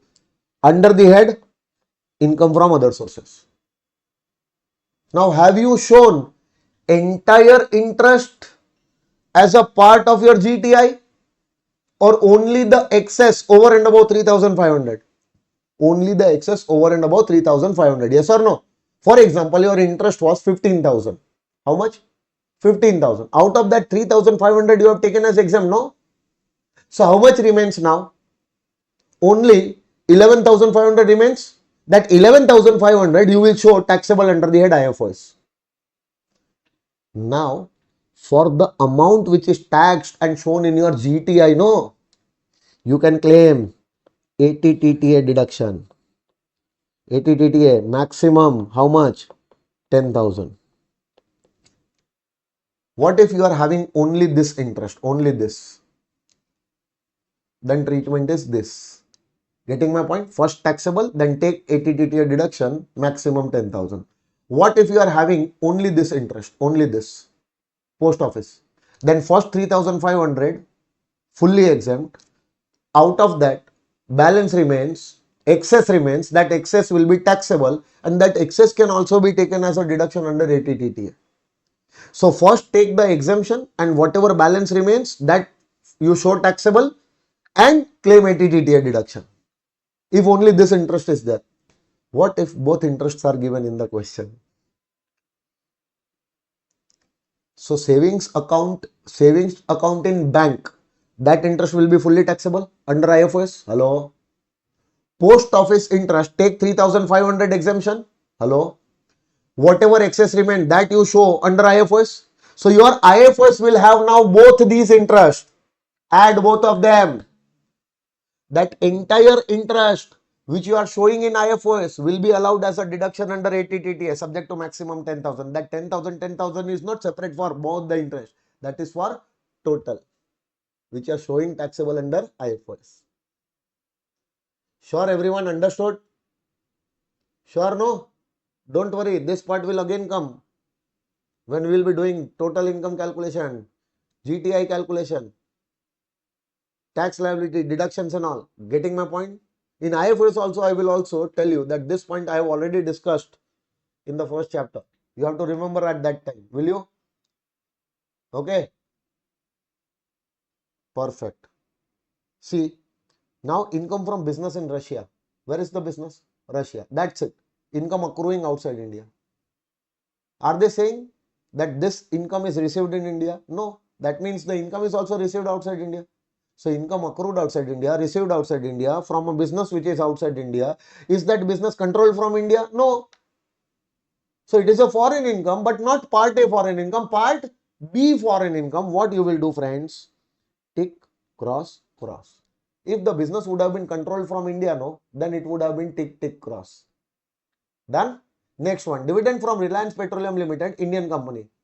Is this dividend received outside India? No. So it would have been received in India only. Indian income accrued in India, received in India. No need to deem also. If this dividend would have been received outside India, then also Indian income. But this time it will be deemed to accrue or arise in India. Yes or no? So this is Indian income, tick, tick, tick. This time what you will write? Deemed to accrue? No. You have to write accrued in India, received in India, Indian income. Done? Next one. Agriculture income from land in Rajasthan. Where is the land? India. Any land in India giving you agricultural income, is that agricultural income taxable or exempt? Fully exempt. 10 subsection 1, fully exempt, cross, cross, cross. We have solved the entire question. Now you have to do the presentation at home. Will you be able to do it or not? Comment the answer in Y or N.